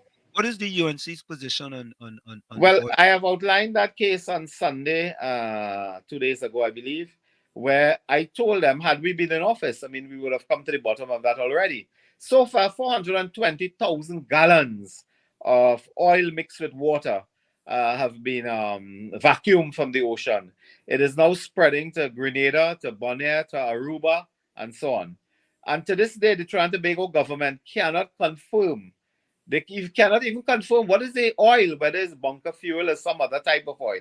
They cannot confirm who are the owners of that barge, who are the owners of the tugboat called Solo Creed, I believe. Where have they gone? Who accounts for this act of environmental terrorism? They cannot answer these questions, and that is a fundamental problem. It speaks to incompetence, to cluelessness, to hopelessness. I mean, the people who dropped that boat there when it capsized and ran away, they knew they were doing something wrong. That's why they ran. Nobody abandons a value. If you drop a gold chain on the ground, you don't run, you don't drop the gold chain and take off and run. You stay to pick it up because it has value. The same way oil has value. So, but the people who did that knew that something was amiss, that something was wrong, and they ran away. And the Trinidad and Tobago government, with all the technology and institutions at their disposal and the capacity for international collaboration, they have not even issued what is called a preliminary report or given preliminary findings on this matter. And that is a very, very serious matter that after almost a month, I believe now, they cannot give preliminary findings on this. It speaks to a horrible level of cluelessness and incompetence on the part of Mr. Fitzgerald Hines, the Ministry of National Security, Ministry of Energy, and the related agencies. Could we see a commission of inquiry into this too? You may well think that there could be a commission of inquiry or some type of inquiry into this matter. I've called for a forensic criminal investigation into this matter to trace what is called the digital footprints of the Gulfstream barge and the Solo Creed. You can trace it and you can get the technology, you can get the resources, you can get the international collaboration to find the owners. This is something that can be done easily. The fact that it is not being done or it has not been done speak, I think, to incompetence or to cover up. Dr. Moonilal, we want to thank you so very kindly. Thank you, guys. Thank you, Mr. Wall Street and Uncle. Thank you, Dr. Moonilal. Any closing words before you go? Well, let me say that I believe, unless I'm mistaken, this is my first opportunity to speak to you. And no, you was here before. You was here before. I was here before. All right. Yeah. A short visit, but you was here before. Well, it's great to be on a longer visit, and thank you all very much for the invitation. I want to tell our folks in New York, New Jersey, and anywhere in North America that is tuning in to this broadcast to have faith, have hope. We believe that this country is, certainly worthy of saving and rescuing, and we are on that path now, and we are very confident that once we build the unity, once we build the teamwork, once we do the hard work on the ground, we will be returned to office and we'll rescue this country from the very serious economic and social problems that we face today. And we can return as a paradise and as a center, a hub of Caribbean business in this century. Thank you all. God bless you all. Thank you very much. Okay. Thank you. Take care. God bless. All right. Good night. Yeah, there we have it. Yes, Tommy, boy. Yep. What Judy says. Mr. Monilal, look into it as soon as possible. I want to vote coming elections. Yeah, many of us. Ken John says Kamala has no chance at winning any election again. Ken John, I don't know about that, boy. Tell you the truth, I don't know, boy. Ken says, good night, Ansem, Diana, and Tommy. Blessings. You guys be safe. Shalom. Denise, good night to you. You know, Tommy, I Denise. Tommy, I really don't know, but I just feel that the things that need to be done is not getting done. You know what I'm saying? It's just that simple things, man, that needs to be done. I mean, look, we had a World Indoor Championships. We ain't come back. We even make our final. Not a final, you know. We didn't even make our final, you know, Tommy. You understand? Not even a final.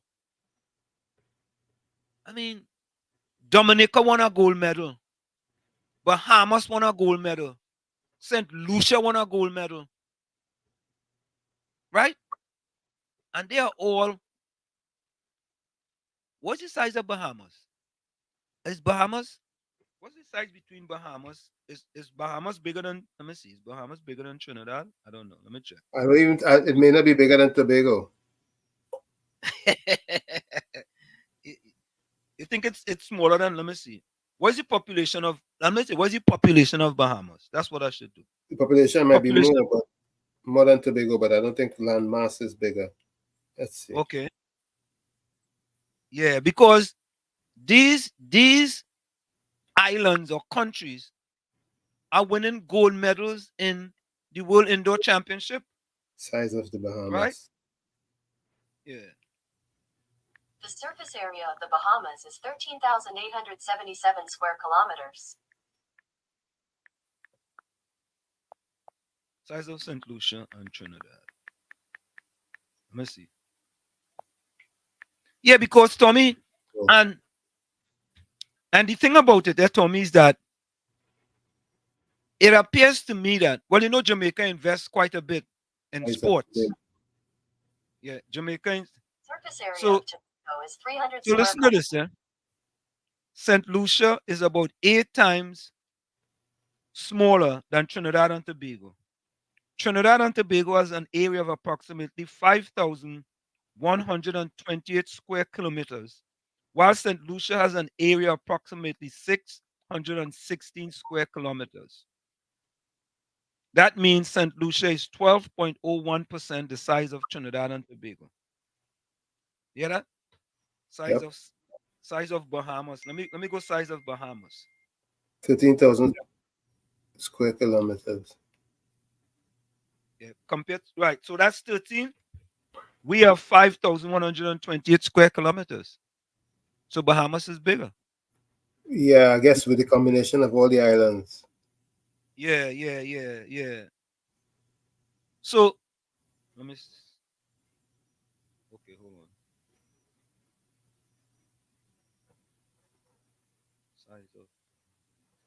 So Bahamas is much bigger than Tommy. Yep. So Bahamas won a gold medal in the women's 55 meters or 60 meter hurdles. One of them. Right? The Dominican young lady won the triple jump. Oh yeah, Bahamas is 2.7 times bigger than Trinidad and Tobago. Yeah, okay. Bahamas won. The girl from Dominica won the triple jump. These, Tommy, these small places.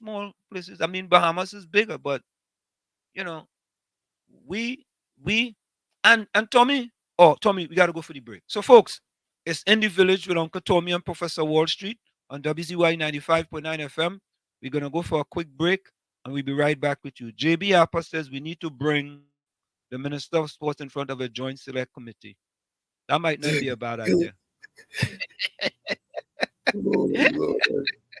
Oh God.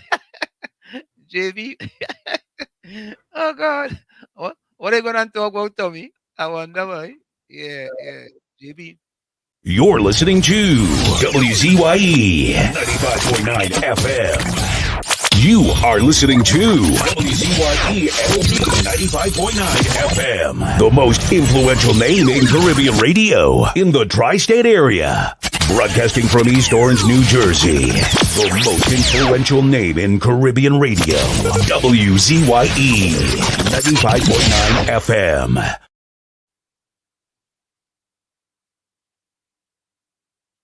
All right.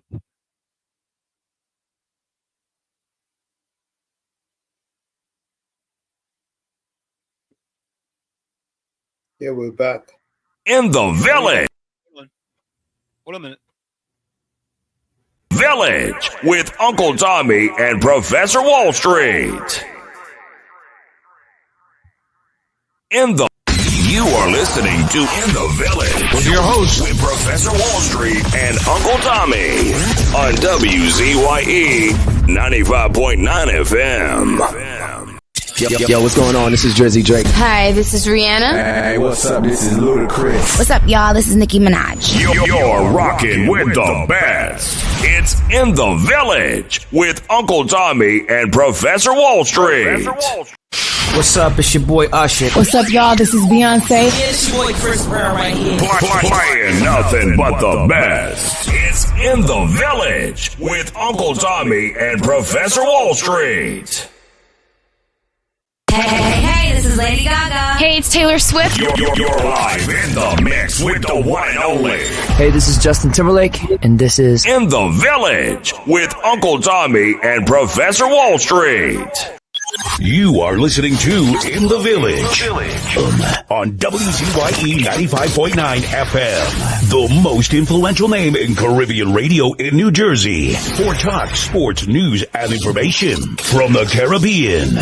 You are listening to In the Village on WZYE 95.9 FM, the most influential name in Caribbean radio in New Jersey for talk, sports, news, and information from the Caribbean. And of course, we're back with you. It's In the Village with yours truly, Professor Wall Street and Uncle Tommy on WZYE 95.9 FM. Tommy, you have to get to a little bit of videos tonight.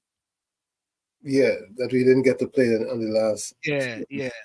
Ken John says, I never say P&M doing a great job, but Pandey was our boss. Yeah. Pandey was our boss. No doubt about it. Pandey was our boss. You know, but Ken, why it is that, and this is my words now, why is that the 70 to 80% of the black people who vote for the P&M have 26% of black people living below the poverty line, and you don't hear none of the radio hosts, our P&M radio hosts, talk about that. You don't hear them talk about the 18% of black people that's unemployed. You don't hear them talking about that. That's the highest in the history of Trinidad and Tobago. You don't hear them talking about the CAPE exam where they give out 100 scholarships, and 80% of these scholarships, right, were won by Indian students. Last year, 65% of those that were murdered was black folks, right? And we have a gentleman coming and saying, crime is a black people problem. Imagine that, Tommy. Crime. And then we have Corinne Ashe saying, poverty is no excuse for crime. We have this thing all backwards. We have it backwards. And when we call them out and fact check them, people telling we going and look for videos to fact check. No, I listening to something and I hear something, I fact check it. Simple. Right? That's not too difficult. Well, at least I don't think so. You think that's difficult, Tommy? No, it's not difficult. And that's why it should be easy for the presenter to do the research before they open their mouth. But why will we be upset? Why would people be upset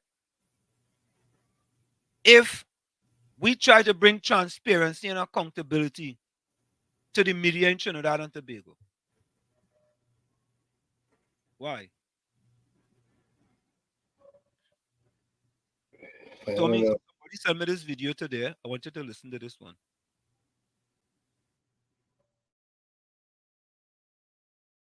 I will work for free to make sure UNC and Gary Griffith never see office in this country. I will work for the PNM for free. I vote for Rowley.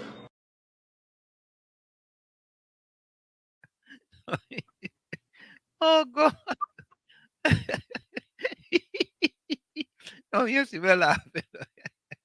I mean, anyway, politics in Trinidad different, you know. Mm-hmm. Politics different, boy. It real different. So Tommy, let me get a little comedy in this. Tommy, you know a fella named Cuban Boy in Trinidad? I know a fellow named Cuban from Trinidad, but he lives in New York. Yeah, nah, he just called himself Cuban Boy. Listen to this. Or watch this. Sleepy boy. I'm tired today. I'm relaxed today, okay? Sergeant Cuba, come in, Sergeant Cuba. There's been a shooting at the back of the mall on 3rd Street behind the hotel. Shut! Sorry, I am busy. Nah, shut! Sergeant Cuba, do you read me? Come in, please. Hey, Gil, shut nothing, no? Nah, I am relaxed in the highway, stop car, okay? When they finish shots, I go for them. No. You mad? Relax. Hey, stop the car, boy, stop the car. They don't have license.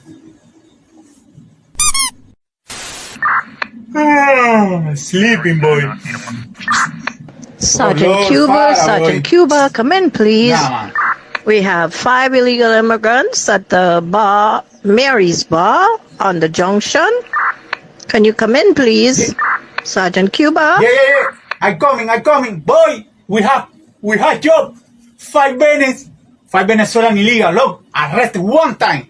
Venezuelan illegal. Nah, let it go. WZYE worker Trinidad and Tobago. Yeah. Good job, boy. Good job.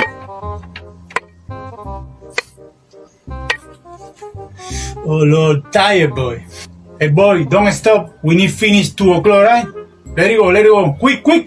Boss, let me tell you a question. Yeah, of course, I work alone. Huh? And you and these lazy people don't do nothing. What are you thinking? I am a slave, huh? Plenty supervisor and I working alone. Nah, man. Listen. Shut your mouth and work. Move fast, boy. Fast. Quick. Lazy, boy. Lazy. Alright.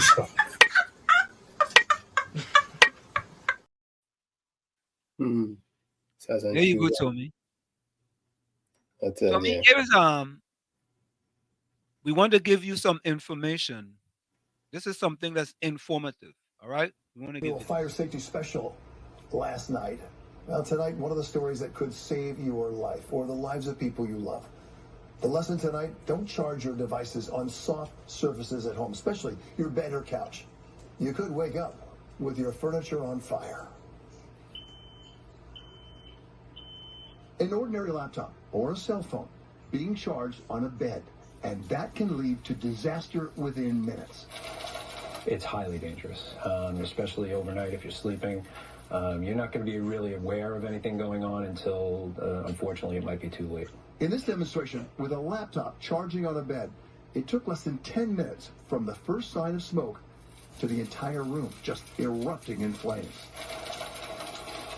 And the reality is, this type of fire is so easy to avoid. Devices powered by lithium-ion batteries should never be charged on a fabric or a soft surface. To avoid charging it on a bed or a cushion or a couch, where the product itself and the battery can't breathe, so to speak. Charge it on a hard, smooth surface. An ideal place to charge something would be on a kitchen counter. These are a few examples of the lithium-ion batteries that have caught fire. Nassau County arson investigator Matthew Karen has witnessed the tragic consequences of fires sparked by careless charging. We've unfortunately come across a lot of severe injuries, if not fatalities, due to incorrect charging of these lithium devices. Kieran said it's not just where you charge your device, but also how you charge it. When charging anything lithium-powered, use the correct charger that was supplied with the unit. Don't use any kind of an extension cord or a power strip. Do a direct hookup into your outlets. Try not to leave your house when things like that are charging. And be aware of how long it's been charging. And that's enough to change, or should be enough, for you to change how you charge your devices. If you missed any of our operations... So, Tommy, I think that's very informational for people, you know, Yes. because we Right. charge phones, you know, all over the place. You know, so be very careful. Here is the next one. You know Joy Reid, right? She has the program called Read Out. Yeah, read out. Used to Right. be Morning Joy, now she's read out. Yep. They did a artificial intelligence on her too. Listen to her. Over the past year, the boom in AI technology has made it much harder to tell if what we're seeing online is real or fake. And if you're thinking to yourself, well, there's no way I'd ever fall for it. Well, here's a cautionary tale. This weekend, a cousin of mine texted me asking if I could hook her up with some weight loss gummies. And when I asked what she was talking about, she told me she saw this interview of me being interviewed by CNN's Anderson Cooper. We decided to ask Joy herself, and this is what she told us. Hi, Anderson. I'm happy to have this opportunity to tell you my story. 2 months ago, I saw an advertisement for NTX Keto Gummies. The website claimed that with the help of this product, you can lose weight by 25 pounds in 4 weeks. I decided to order 3 bottles. In the first few days, nothing changed. I was skeptical about this venture, but what was my surprise when my weight just started to evaporate? Okay, except the thing is, I have never been interviewed by Anderson. I've never even met him. Nor have I ever endorsed some weight loss gummies. This whole thing was a deep fake scam. Just ask my trainer, Coach Jazz. But this kind of voice cloning and video manipulation has become more and more common, including in the world of politics. Not too long ago, a video circulated of an AI-generated interview showing Hillary Clinton on MSNBC endorsing Ron DeSantis for president, which never happened. Another deep fake shows President Biden insulting transgender women. Again, not real. And last week, the super PAC Never Back Down, which is supporting Ron DeSantis, aired an ad in Iowa using an AI-generated version of Donald Trump's voice. And it's not just politicians and people who are on TV that are being affected. It's also happening to everyday people. One Arizona mother is sounding the alarm after she received a scam call where she heard her teenage daughter screaming and crying for help as a man demanded a ransom. But it wasn't actually her daughter. These scammers were able to use AI to reproduce this 15-year-old's voice just by using her social media posts. So moral of the story, in a world where it is not only easier for bad actors to use this technology, but also easier to spread misinformation with no consequences, beware of what you see and hear online. Stay woke out there. And Tommy, that is why we pledge here that we are not going to use any type of fake information, because we've been accused of using artificial intelligence when we interviewed Mrs. Kamala Persad-Bissessar. Right? It was all over Trinidad.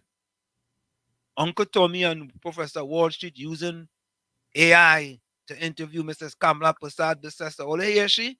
Oh, look, wait. Yeah, no. We promise. One thing you're going to get out of us is integrity, transparency, and accountability. Well, that's 3 things. That's 3 things you're going to get from us, because we absolutely believe in being transparent, being accountable, and, not trying to mislead the people who listen to us. And here is the last one that we have. This is a teacher who took her child's phone. Well, a teacher took a child's phone and the mother. So listen to this. My daughter teacher called me and she said, "Hey, I'm just calling because, they're supposed to turn their phones in and receive them back at the end of the day. And I caught your daughter with her phone. She's 11. I caught your daughter with her phone, and she said she didn't have the phone. She just had the case. Later on, I found out that she actually had the phone. So I took the phone, and I'm going to give it back to her to bring home. But if it happens again, we're going to keep it. I said, no, that's not going to happen. Let me tell you what's going to happen. I said, you're going to take that phone and you're going to keep it. I said, I don't care how long you keep it. It can be for 7 days or 30 days. That's your discretion. Because what she needs to do is learn to respect you. And she needs to learn to stop lying to you. So, yeah, that phone is yours. We laughed at it, and then I got off the phone. I never said anything else. If we could have more parents like that, Tommy. Right. Yeah? Yep. Things will be so different.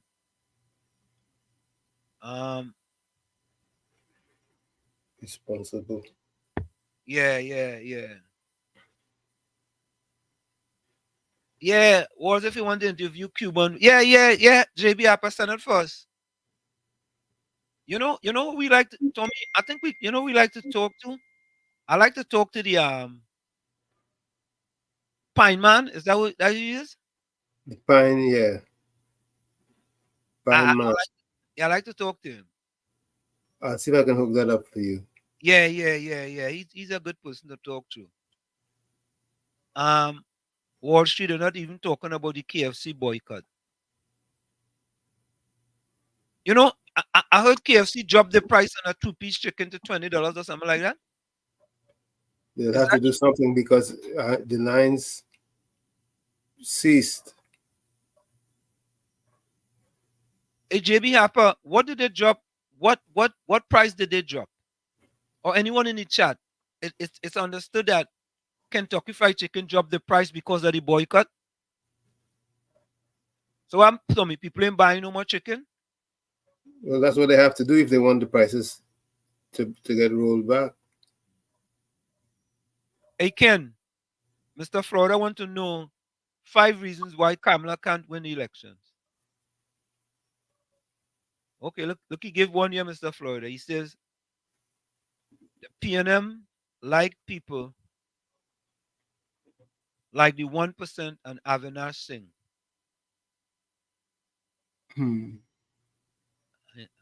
I don't understand the Avinash Singh partner.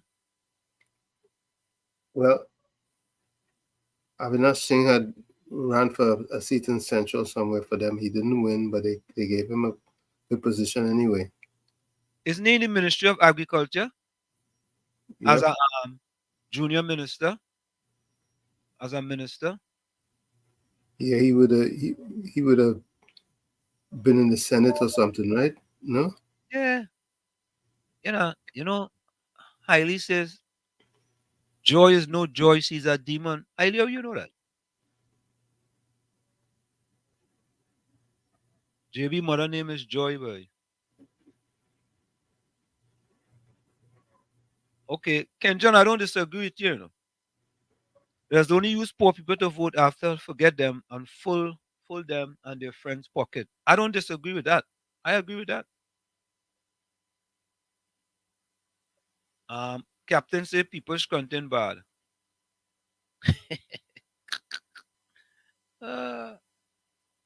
Okay. Caribbean Soul say Wall Street, they drop the meat and the bone of the chicken, not the price. Wait.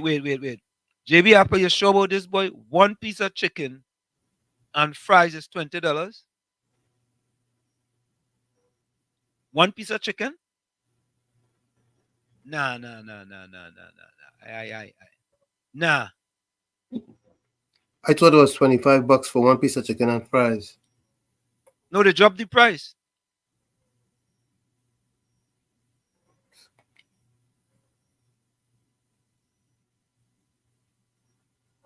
They dropped the price. But that was 1 piece of chicken, fries, and a biscuit, if I'm not mistaken. For $25. Tommy, you remember recently a white couple got robbed in Trinidad? Yes. poverty is no excuse for crime, right?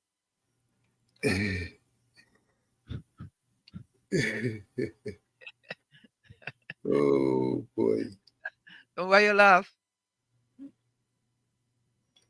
That's I what guess the robber was rich. I mean. But the good thing about the guy was apprehended quickly, eh? Yep. That's a good thing.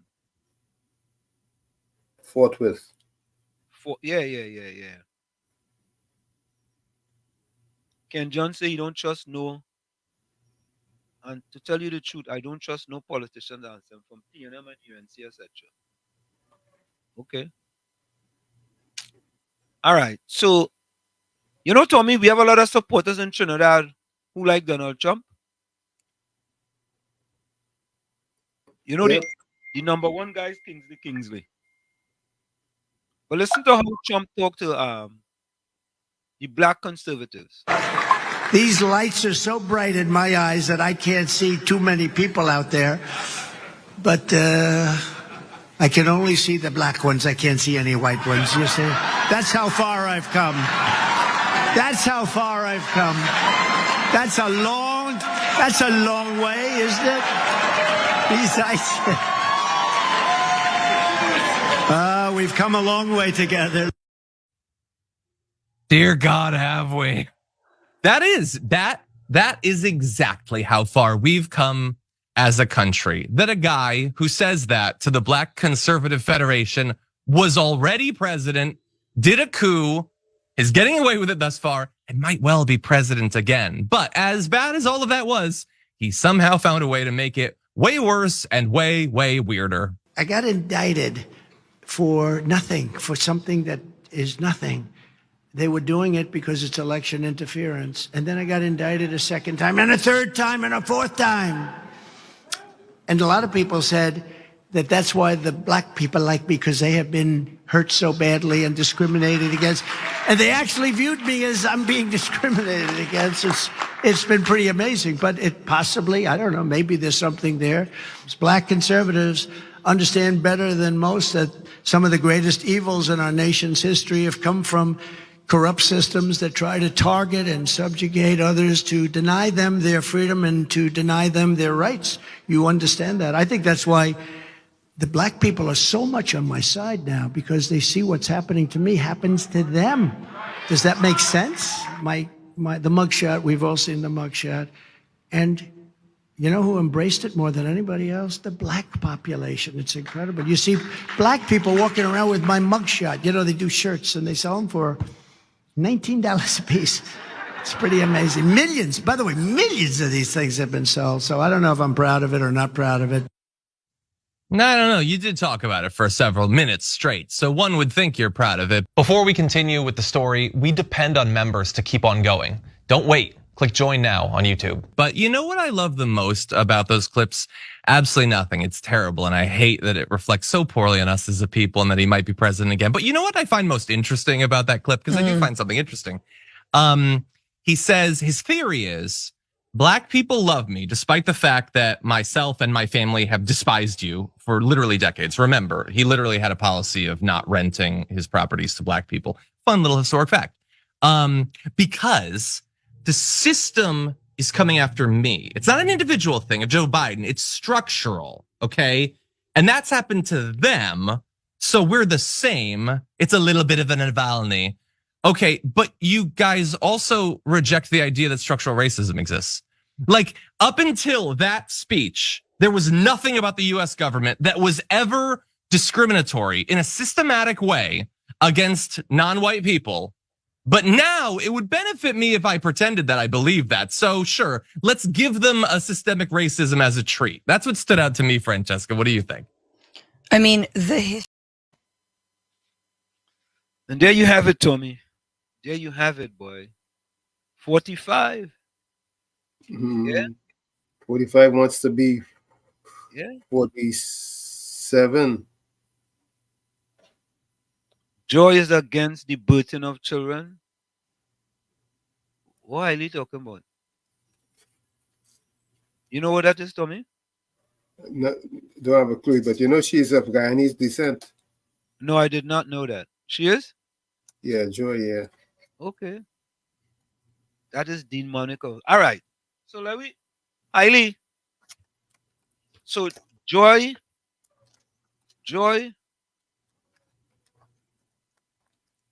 Reid, right? Yep. It's Joy Reid against birthing of parents. Is that what he said? Something like that. Let me see. Birthing of children. Show it against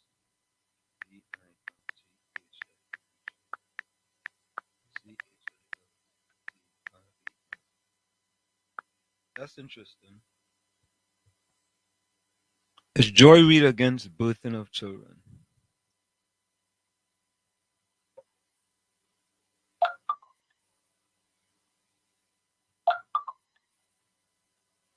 So I don't know. So this is what it says. Joy Reid is an American journalist, political commentator, and television host.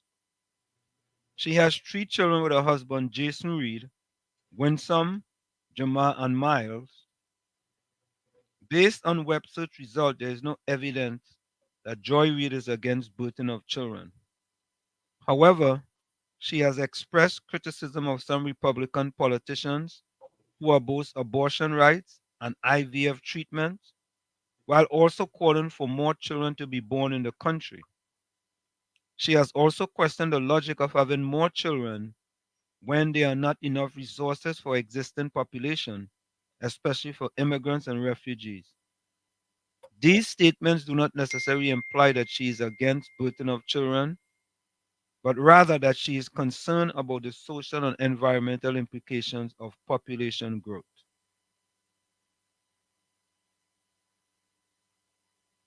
Okay? Mm-hmm. That's what it said.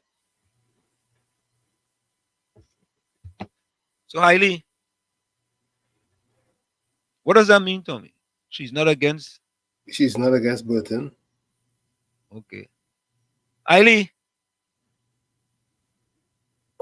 Hailey. Hey, JP Harper. I did an editorial on that thing you sent me. I haven't put it out as yet. I'm gonna put out an editorial on the person who they think could be the next PNM leader. I got it from JP Harper. Captain Singh want to know if Trump can get 2 terms. Of course he could. You mean this time if he takes office, if he can go for 2?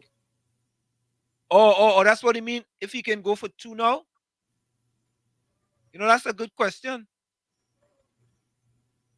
That's a good question, Captain. But Captain, you should know that. Yeah, Tommy, let me see. Isn't it supposed to be back to back? Yes.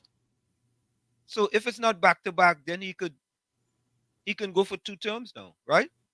Let me check. That's what I'm thinking. And do Trump go for 2.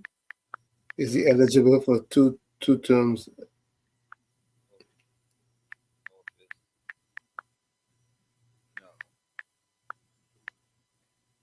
All right.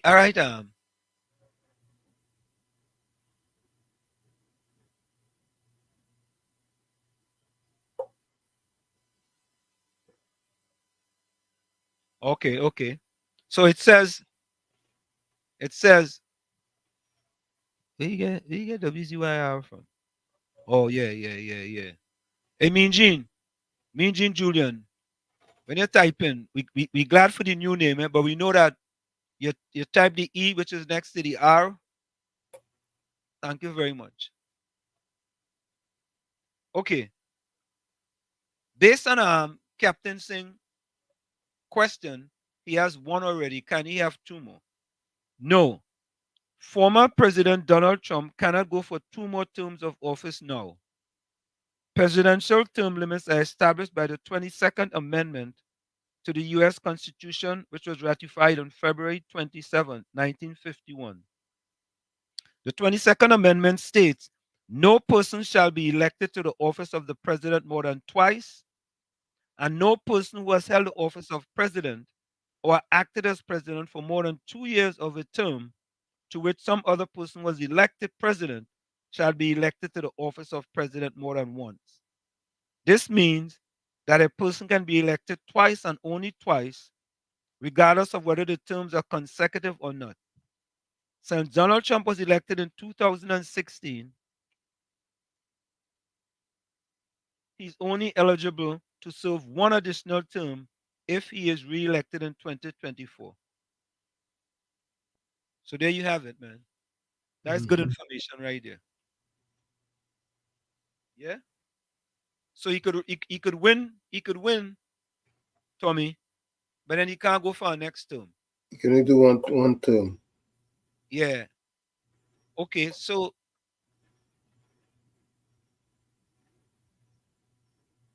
Hailey says you read it and states you have concern about more children being born. What does that mean, Anselm?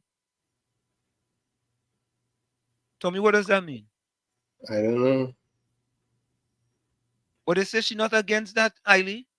She just want to be practical and be able to afford. She want people to be able to afford their offsprings.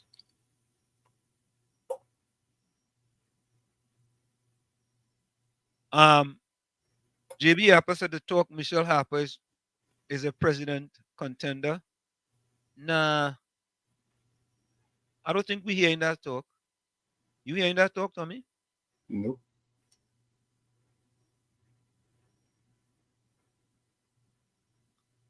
Ken John says PNM and UNC new leaders needed or no vote. Okay. So, folks, really and truly, the people of Trinidad and Tobago have to get serious about their politicians. And if we continue along the same road, right, we can't continue the same way and expect to get different results. Something got to give. Something got to give. Right? I mean, when Trinidadians, I'm not even going to make a big issue about, well, it's a big issue when people come into Trinidad and being robbed. You know, that's a sad state of affairs, man. It reflects badly on us. Huh? It reflects on us.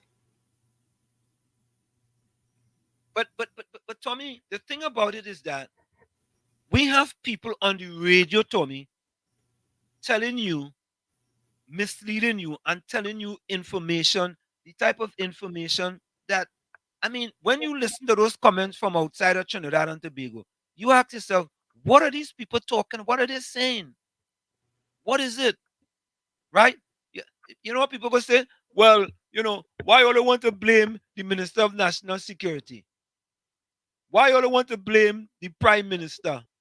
Why all they want to blame Ola Christopher? Right? Who you supposed to blame, Tommy? Who? Who's supposed to get the blame?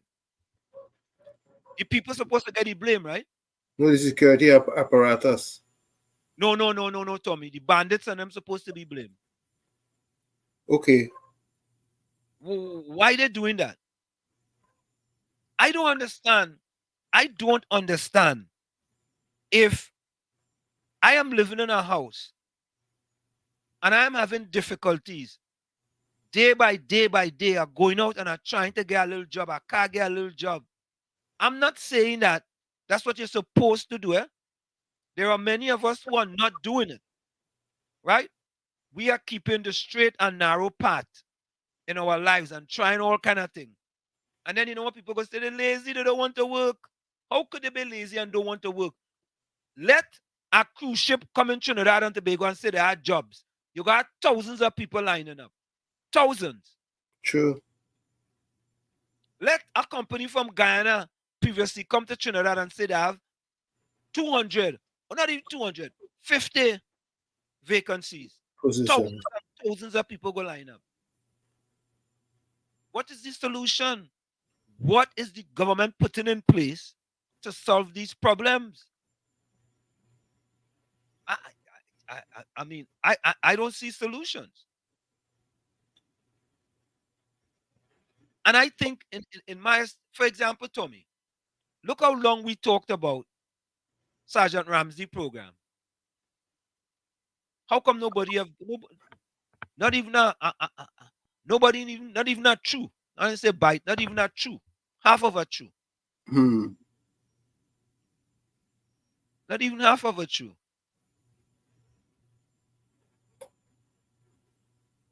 Sad. And they got it all.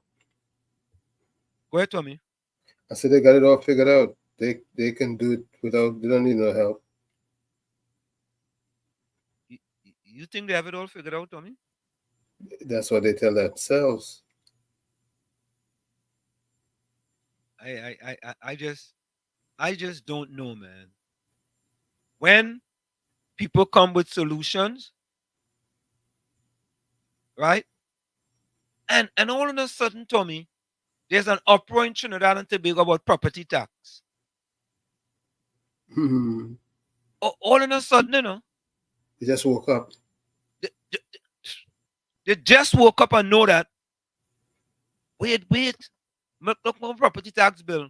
I see somebody put a comment about a person get a property tax bill for, what was it? $18,000 for the year. Right? And they get a property tax bill. And now they're complaining. The toothpaste is out of the tube. You can't put it back in. True. Yeah? And I said, you know, I said to people, I said, listen, everybody that receive a property tax bill should contest it. But when you have people saying, well, my bill is only $192 a month and I'm a pensioner, I go pay it. What kind of madness is that, boy?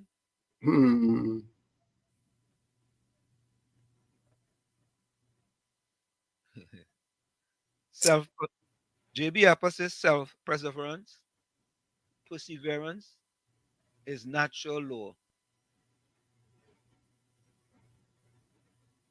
Eileen said Joy is no good doer. She's a demon. Just because she's Guyanese, what she say have a different meaning, eh? I love you guys. I love how you guys blow the lines. What lines we blow? What lines we blow? I ain't Mean Gene at all. Mean Gene Julian. For me, I ain't see a girl in a bit, boy. What's she name? Nadia, boy. Yeah, boy. And that's Miss She and Takesha when they're not here, you know. Nadia drop, but look, you still have Judy there, man. All right. Yeah, I love Judy dearly.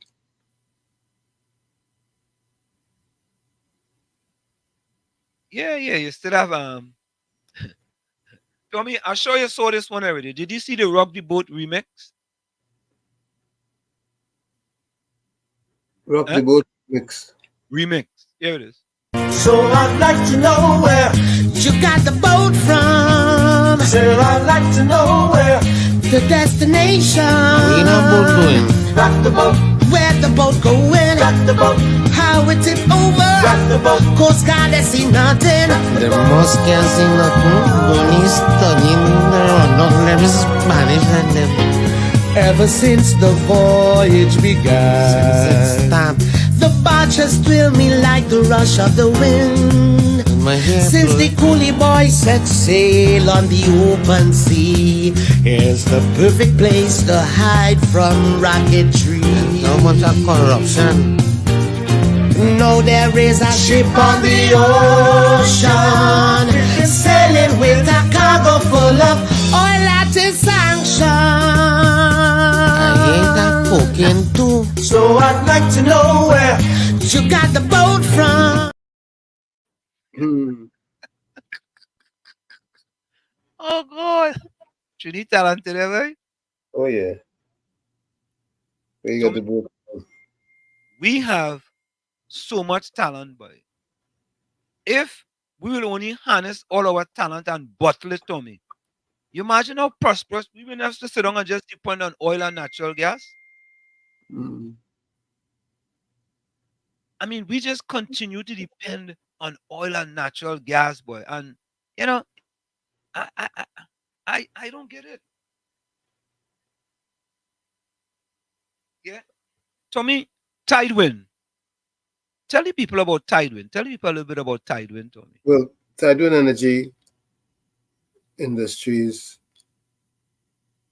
deal with alternative energy, with solar, mostly solar, wind energy, ocean energy. Also, they focus on another type of internet called TV white space, which is a wireless internet that uses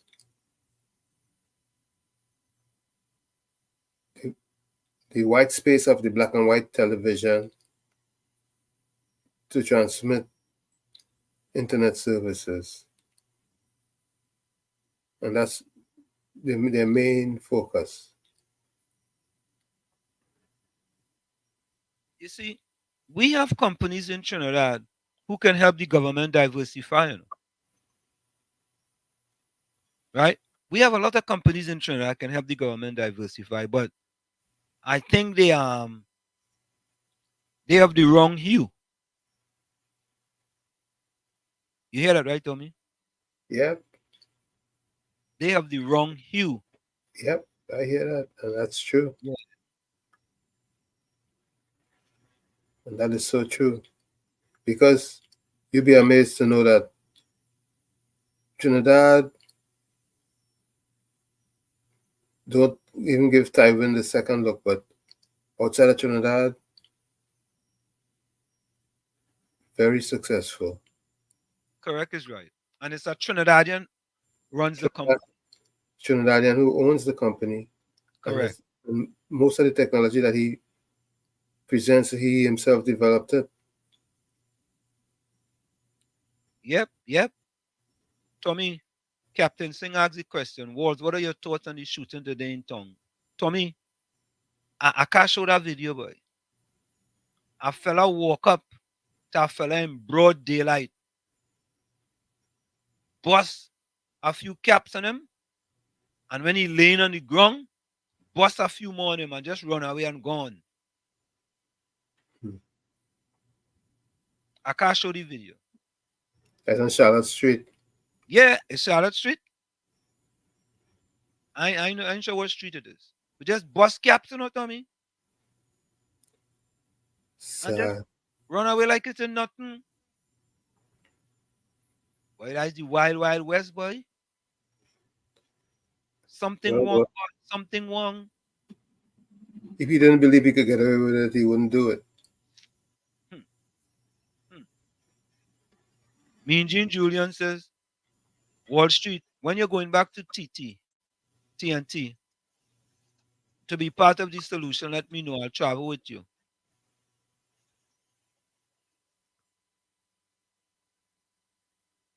Yeah. Tommy, you see what Mean Gene Julian, right?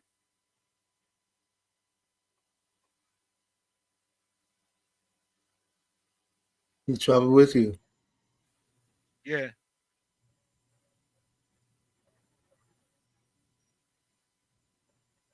I go leave that one alone. Captain Singh said they have prisoners who can be harnessed to clear cocoa fields. Correct is right. JB Harper said excellent. PNM set in their ways. Caris, good night to you. You know, we have to have a root awakening in Trinidad and Tobago. Really and truly. And when we are going to start to vote on policies that's best for the country, whichever party had the best policies, and going to implement the policies. We don't want a party telling us that we're going to do something, and when they get in power, they do something totally different. Completely different. That's not what we're looking for. Right? We're looking for a party who says, listen, here are our policies. Right? In year 1, we want to accomplish these things. Year 2, we want to accomplish these things. Year 3, we're going to accomplish these things. Year 4, we're going to accomplish these things. And in the 5th year, we are going to accomplish these things. We don't want a party who in year 4, all of a sudden, them running around the country and going and paving roads and doing all kind of work because the election coming. And why do we continuously buy into that? Why? We allow these things to happen. Right? And you have to hold your politicians accountable. And if you are in a party and you are holding the party accountable, you know what those in the party go say? He with the other party because you holding them accountable. And I'm thinking it's the same thing for the other party too. If you're in the other party and you holding them accountable, he in the other party. And if I in the party, I can't challenge the leader. And if I challenge the leader, I will get exiled.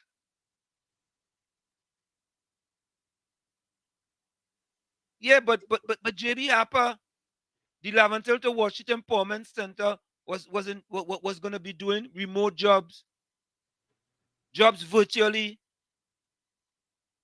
There'll be computers there. People could come in and do jobs virtually all across the world. Yeah. As a matter of fact, JB, you might like to hear this, eh? I have been part of a company, Tommy, that already have a remote location. Well, when I say a remote location, they're doing remote jobs in Jamaica.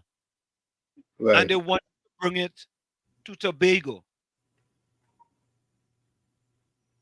What services do they offer?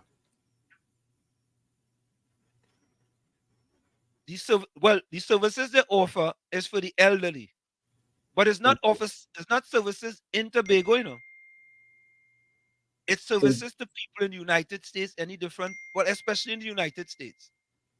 You know them things you put around your neck for elderly people? Yes. Right. That's the kind of business. And the person wanted to set up the business in Tobago. And there's been some hemming and hawing, so to speak. It's been quite some time now because I was part of it. You know, it just seemed to be, something. What's going on is that Jamaica embraces innovation and new technology and concepts and so on a lot faster than anybody else. Because with Tidewind, Jamaica has been much more accommodating than anywhere else. But Tommy, if one of them in Trinidad, and I'm saying one of them, I hope you understand what I'm saying. Mm-hmm. If one of them in Trinidad decide to be able to get the franchise in Trinidad, right? Oh, it's a go. It's a done deal. Yep. Yep, it's a done deal. Done. And they tried before, but they were told that it wasn't that kind of party. I don't know, boy. I don't know. I don't know what to say sometimes. I don't know. You know, sometimes it does be a little frustrating, eh? It does be a little frustrating. You know? What's even more frustrating is who is supposed to be in charge.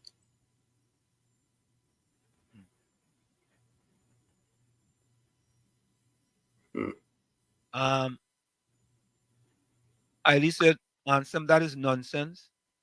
TNT has too much taxes for investors to invest. I knew where you get that from. What are you talking about? Too much red tape. Eh? He means too much red tape. I think he. Or if he says, with respect to the ease of doing business, yeah. Mm-hmm. But that's too much taxes for investors to invest. What is the minimum wage in Trinidad? $20 and something cents, right? $20.50. That is about 3 something US, right? Yep. Now Haiti might be much cheaper, but 3-something US, Tommy. Not even $3 US. Not even $3. Well, nah. It could be about $3. Let's just say 7-1. Right? 7-1. That's $21. Yes. The minimum 2050. is 20-something. $20 and something. 2050. Huh? 2050. $20.50. So we just rounded up to $3. Yeah? When you last time you hear people in Trinidad talking about foreign direct investment? You know, Tommy, I need to do a class here about foreign direct investment. You know what? I want to know what is the foreign direct investment inflows in Trinidad and the foreign direct investment outflows. I would like to know that. Some research. We have to do some research. Yeah, we have to do some research. What are the kind of foreign direct investment coming into Trinidad and foreign direct investment going out of Trinidad? Them numbers might be kind of hard to find. You know. Let's see. Let me see if I could do a quick thing on that. Yeah.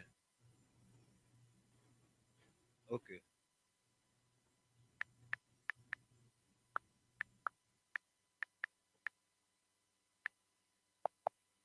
Hold on. Yeah. I listed none. Foreign direct investment inflows in Trinidad and Tobago for 2023. According to International Trade Portal, FDI in figures. According to the UNCTAD's 2022 World Investment Report, FDI inflows increased from minus 103 million United States dollars in 2020 to 342 million United States dollars in 2021, mainly led by energy exploration and production, petrochemicals, and steel. You heard that? 300 and something million? For that's for 2021 was 342 million. Okay. That's inflows. Let me see outflows now.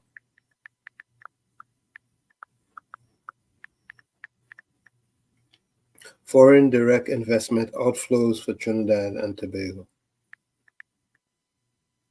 According to macro trends, Trinidad and Tobago foreign direct investment for 2021 was minus $1.09 billion, a 203.67% decline from 2020. Trinidad and Tobago foreign direct investment for 2020 was $1.06 billion, a 473.98% increase from 2019. Trinidad and Tobago foreign direct investment for 2019 was $0.18 billion, a 126.27% decline from 2018. Decline. Boy. You hear that? Mm-hmm.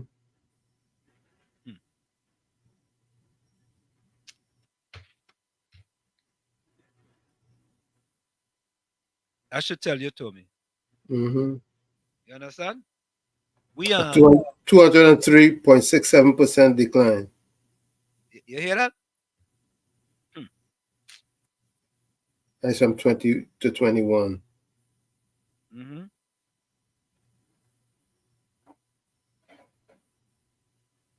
They don't have any official data yet for 2023. No. Only up to 21. But listen to this. There is no official data on the FDI inflows for Trinidad and Tobago in 2023. Yet, the International Monetary Fund projected that the country's fiscal position will swing from surplus for year ending 2022 to a deficit for year ending 2023, and then stabilize at moderate deficits over the midterm. The fiscal balance is projected to deliver a deficit of 2.8% of the GDP in year ending 2023. This could imply a low attractiveness for foreign investors unless the country implements reforms to improve its business environment, diversify its economy, and enhance its resilience to external shocks. Mm-hmm. Hear that? Yep. It's time to wrap up. Yeah, so folks, Mr. Florida, Hailey, JB Harper, Captain Singh, Judy. Closing comments in the chat, Eugene. Judy, Dennis G. Ken John, if you're still there. Dennis G, if you're still there. JB Harper. You know who we're going to get, Tommy?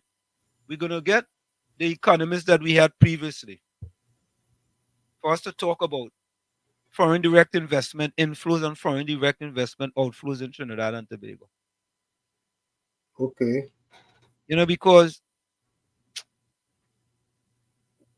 9 years, Tommy, and I don't think anything have done with respect to the diversification of the economy in Trinidad and Tobago in 9 years. Wow.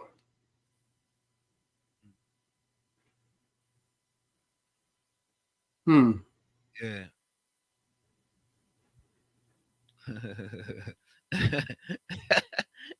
JV Harper say after that report, I better move back to Chicago.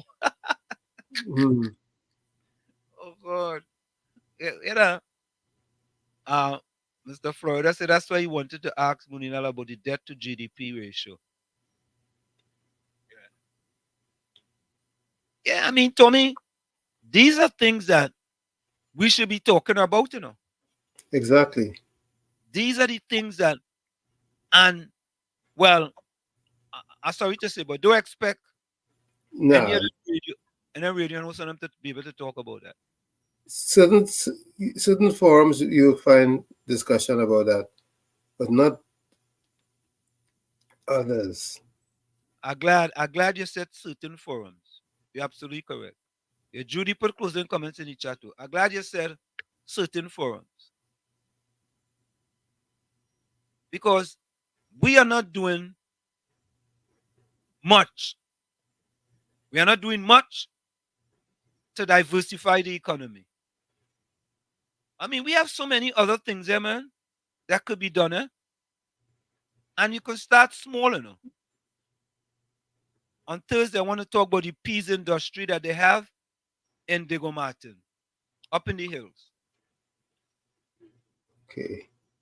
We have dasheen out of Tobago. They're making all kind of products with dasheen.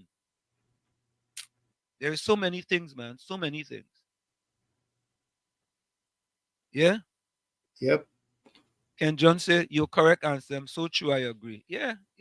Thank you, Ken. We can do a lot of things, folks. A lot of things. You know, we can create a lot of employment for people in Trinidad and Tobago, simply. We have a lot of the industries there, you know. We have a lot of the industries there. People just need a hand up. That's all. That's all people need is a hand up. A hand up, that's all. Yeah? And sometimes if your car get a hand up, you know, you go start your little thing, Tommy, your little mom and pop store, and you go just continue and put food on the table for your kids. Right. Survival. You know, folks, we're going to go for a quick break. It's In the Village with Uncle Tommy, Professor Walsh, and you on WZYE 95.9 FM. Stick and stay. We'll be right back after this. You're listening to WZYE 95.9 FM.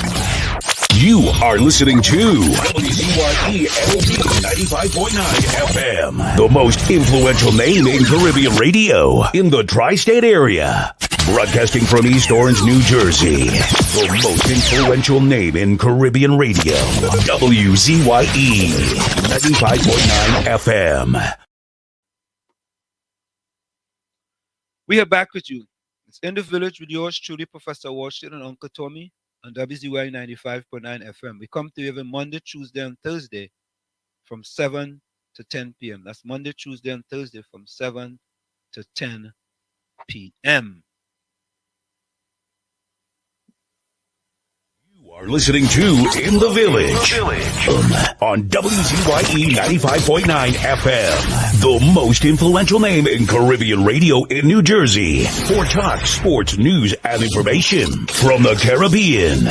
You are listening to In the Village with your host, with Professor Wall Street and Uncle Tommy on WZYE 95.9 FM. Yo, what's going on? This is WZYE. Hi, this is Rihanna. Hey, what's up? This is Ludacris. What's up, y'all? This is Nicki Minaj. You're rocking with the best. It's In the Village with Uncle Tommy and Professor Wall Street. This is Travis Scott for 117. You're listening to In the Village with Uncle Tommy and Professor Wall Street. What it do is some baby and we in the mix. Hey, this is Lady Gaga. Hey, it's Taylor Swift. You're live in the mix with the one and only. Hey, this is Justin Timberlake, and this is In the Village with Uncle Tommy and Professor Wall Street. And of course, we are back with you. It's In the Village with yours truly, Professor Wall Street, and Uncle Tommy and you on WZYE 95.9 FM. Of course, we come to you every Monday, Tuesday, and Thursday from 7 to 10 p.m. TNT time and 6 to 9 p.m. USA time. So, yeah. Captain Singh say oil refinery make more money than sugar or yam or dasheen. True. Yeah. So what happened when the oil run out? Captain Singh say he's selling out. You want to exist, Trinidad? I'm looking for a rich PNM to buy out some indentured land. Captain loaded, you know. Capitan loaded, you know. Of course. You ever see picture of Capitan 50 acres you have up in Caroni? I've seen a lot of pictures of Capitan stuff. Yeah, you gotta get a drone to watch it, you know. You gotta get a drone, boy. All right, my closing comment.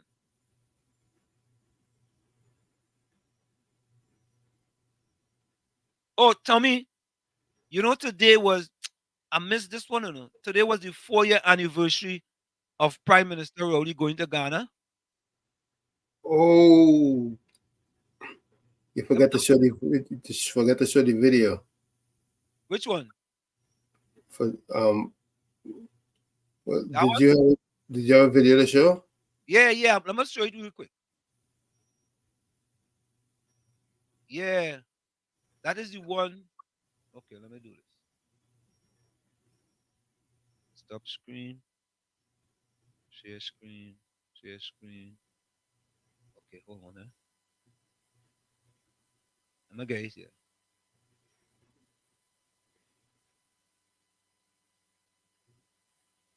Okay, here it is.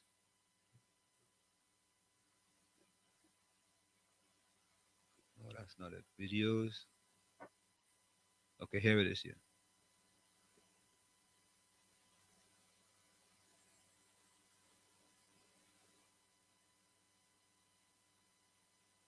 And Tommy, we actually put Brooklyn have an extempo to it, eh? Yeah, let me see.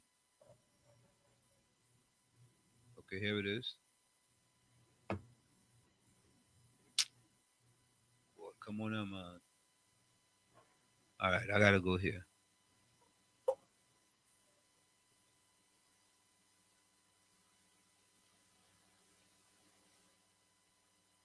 Hey, Brooklyn, we getting you some play. Listen to this.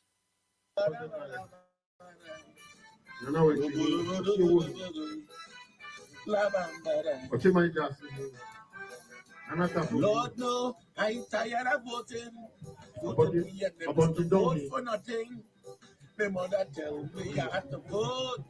If I don't vote, she go bust me throat. Better I vote for Antica.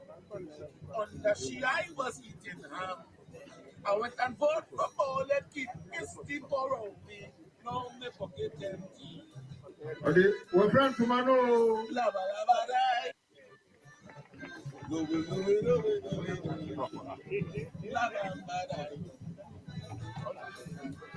I was till we dead. Some of we children that lost their head. Shooting and killing every day. Look how their life just gone astray. Whilst PNM empty the treasury, 26% of the hungry. a member of the King's Court. Next year, they're knocking on we door. And Jenny Mukasa. Some more. I said, no, P&M. You can't knock on my door. And now we'll present His Excellency with a gift.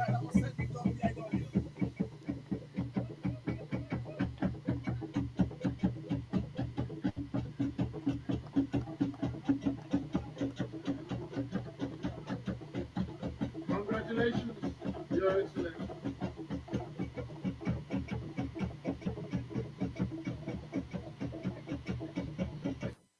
Tommy, what did we benefit from that? I'm still looking. What did we benefit from that? I'm still looking for my benefits. Yeah, let me play Brooklyn X tempo without that thing. Let me play it here. Hold on.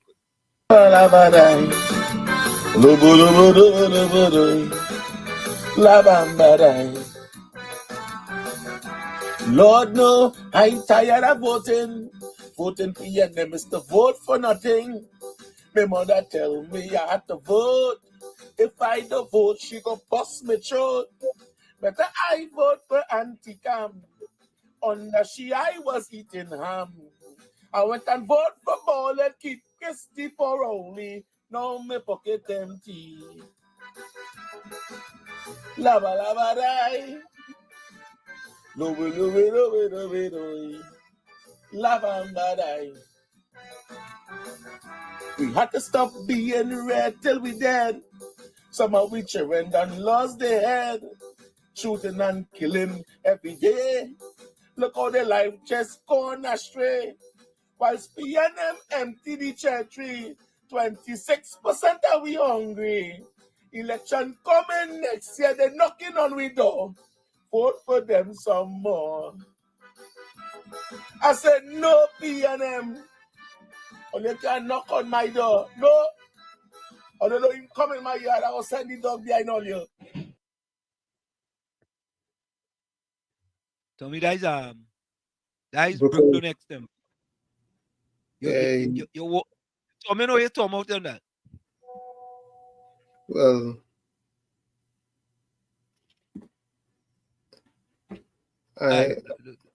don't worry yourself. Tommy, don't worry yourself. I ain't worried. Oh God. Brooklyn boy. You know Brooklyn used to be a PNM too, right? Of course, I am say your mother tell him vote PNM, but she go bust his throat. He was a big PNM boy, big PNM. So, folks, my closing quote is: when asked if my cup is half full or half empty, my only response is that I'm thankful that I have a cup. When asked if my cup is half full or half empty, my only response is that I'm thankful that I have a cup. From where I sit, this is it. The clock on the wall said that's all I like to say, but I've got to go. Remember, hard work beats talent when talent does not work hard.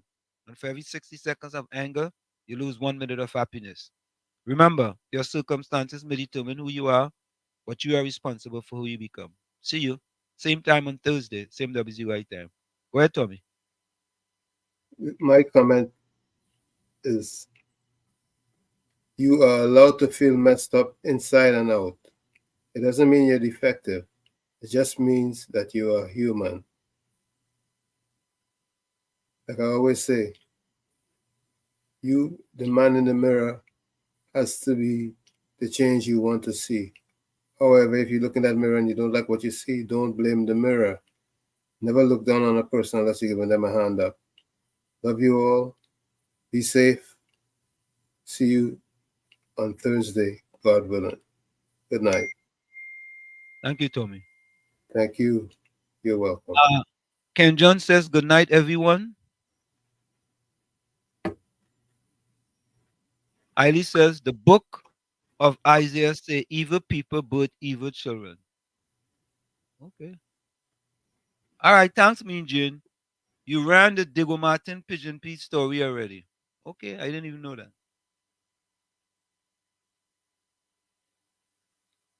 Kylie says, closing comments, man can never have power, only belong it unto God Man can never. Okay. Mr. Florida, closing comment. My closing comment. Closing this chapter in your life now doesn't mean that the story ends here. It means that a new one is just beginning.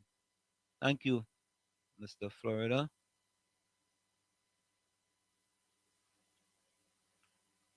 Hey, look like my partner Larry Williams, boy. Hey Larry, how you doing? But you know, I started to worry about Larry. You know, like his wife giving me phone like 908 or 909. You know, what do you think, Tommy? I hadn't thought about it, so I don't want to comment. Tommy, I was in some difficult positions there. Sorry. Oh yeah. Hey, Larry's me. Larry said when people see what you do so well, they want to see you do it again. Good night. Great show. Thank you so much, Larry. Larry's the real partner in Florida, boy. Larry, yeah, I know Larry very well. Yeah, Larry Big Time Entertainment 1, boy. You know, Larry used to name himself Larry Big Time Entertainment 2. I said, Larry, how you gonna name yourself Larry Big Time Entertainment 1? 2. You gotta be Big Time and Entertainment and it's 2. It told me you had to be 1. Yep. Yeah, you can't be 2. All right. I used to come to my restaurant just about every Saturday at one point. But Tommy, I used to buy roti from your wife. Mm-hmm. That was your wife, right? Of course. That was the best roti in New Jersey here. Boy, that roti was good, boy. Yeah. Yeah, them was good. God rest her soul. All right, Tommy, we go try a little different night. We go not with chalk this tonight. PNM UNC. Chalky. Yeah, we go not with chalky. Yeah, folks, good night.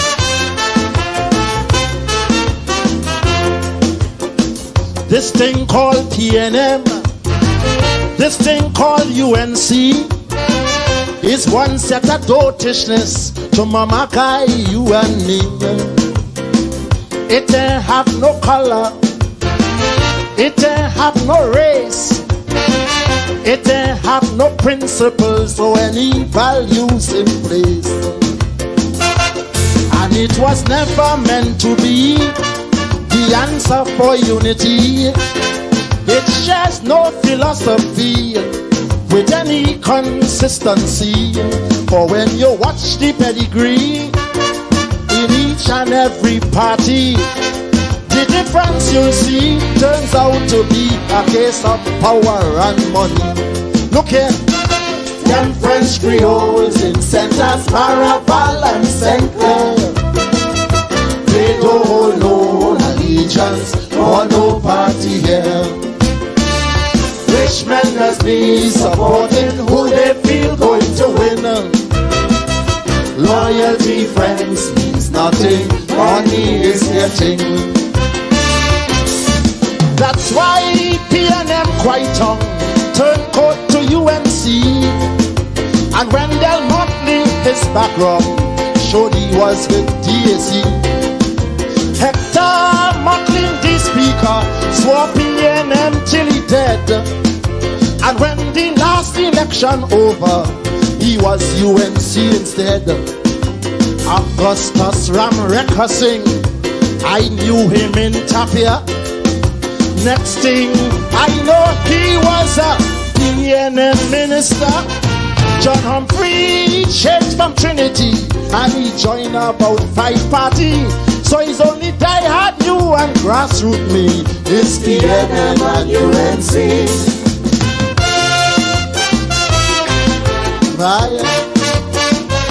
Alive.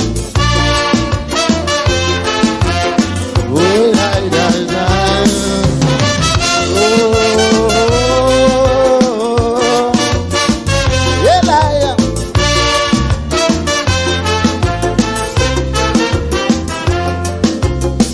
this thing called PNM, this thing called UNC, is only a power play to get our sympathy. It's not about African. It's neither East Indian. It have nothing to do with anybody's religion. Kamaluddin is a Muslim, Mahathir Christian to the brim. Yet Montano the mulatto, different race, same party, you know. Johnny Milton and Rex are one, are two Chinese politicians. And while both of them love PNM, Brian Whiteton had a problem. Them French Creoles in St. Anne's, Marabal and St. Clair, tell them they don't know allegiance or no party here. Right through, rich men just be supporting who they feel going to win. Loyalty, friends, means nothing, money is their thing. The name Steve Ferguson is really an East Indian who with Ishak Galbaran sing, both parties they financing. Joey Saw and Emil Elias are PNM Lebanese, and yet Sabta of the same cast helps UNC pay their fees. Syrian businessman John Rahael, PNM they keep me up. An African wave mark as well, UNC made him minister. PNM's fundraising dinner had businessmen of all color. So it's only stupidity, you and me. It's PNM and UNC. I like.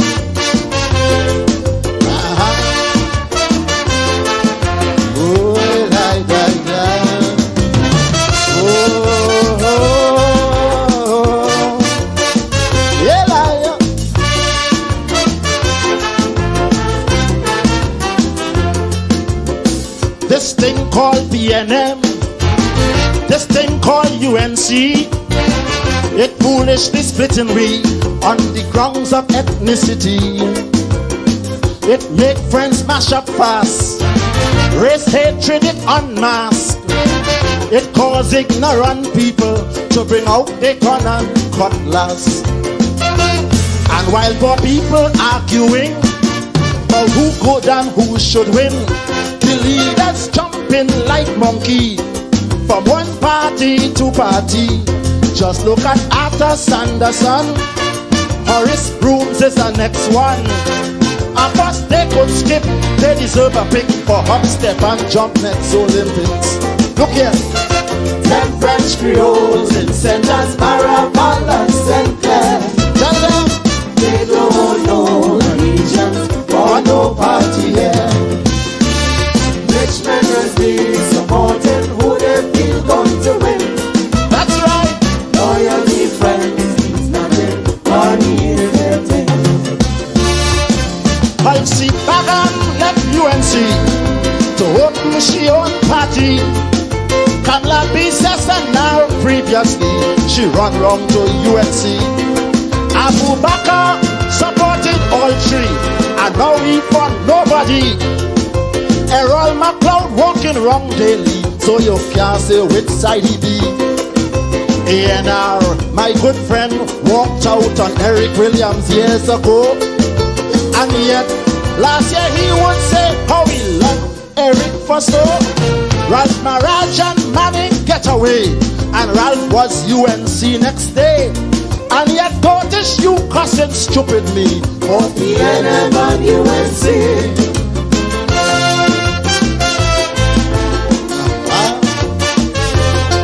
God bless.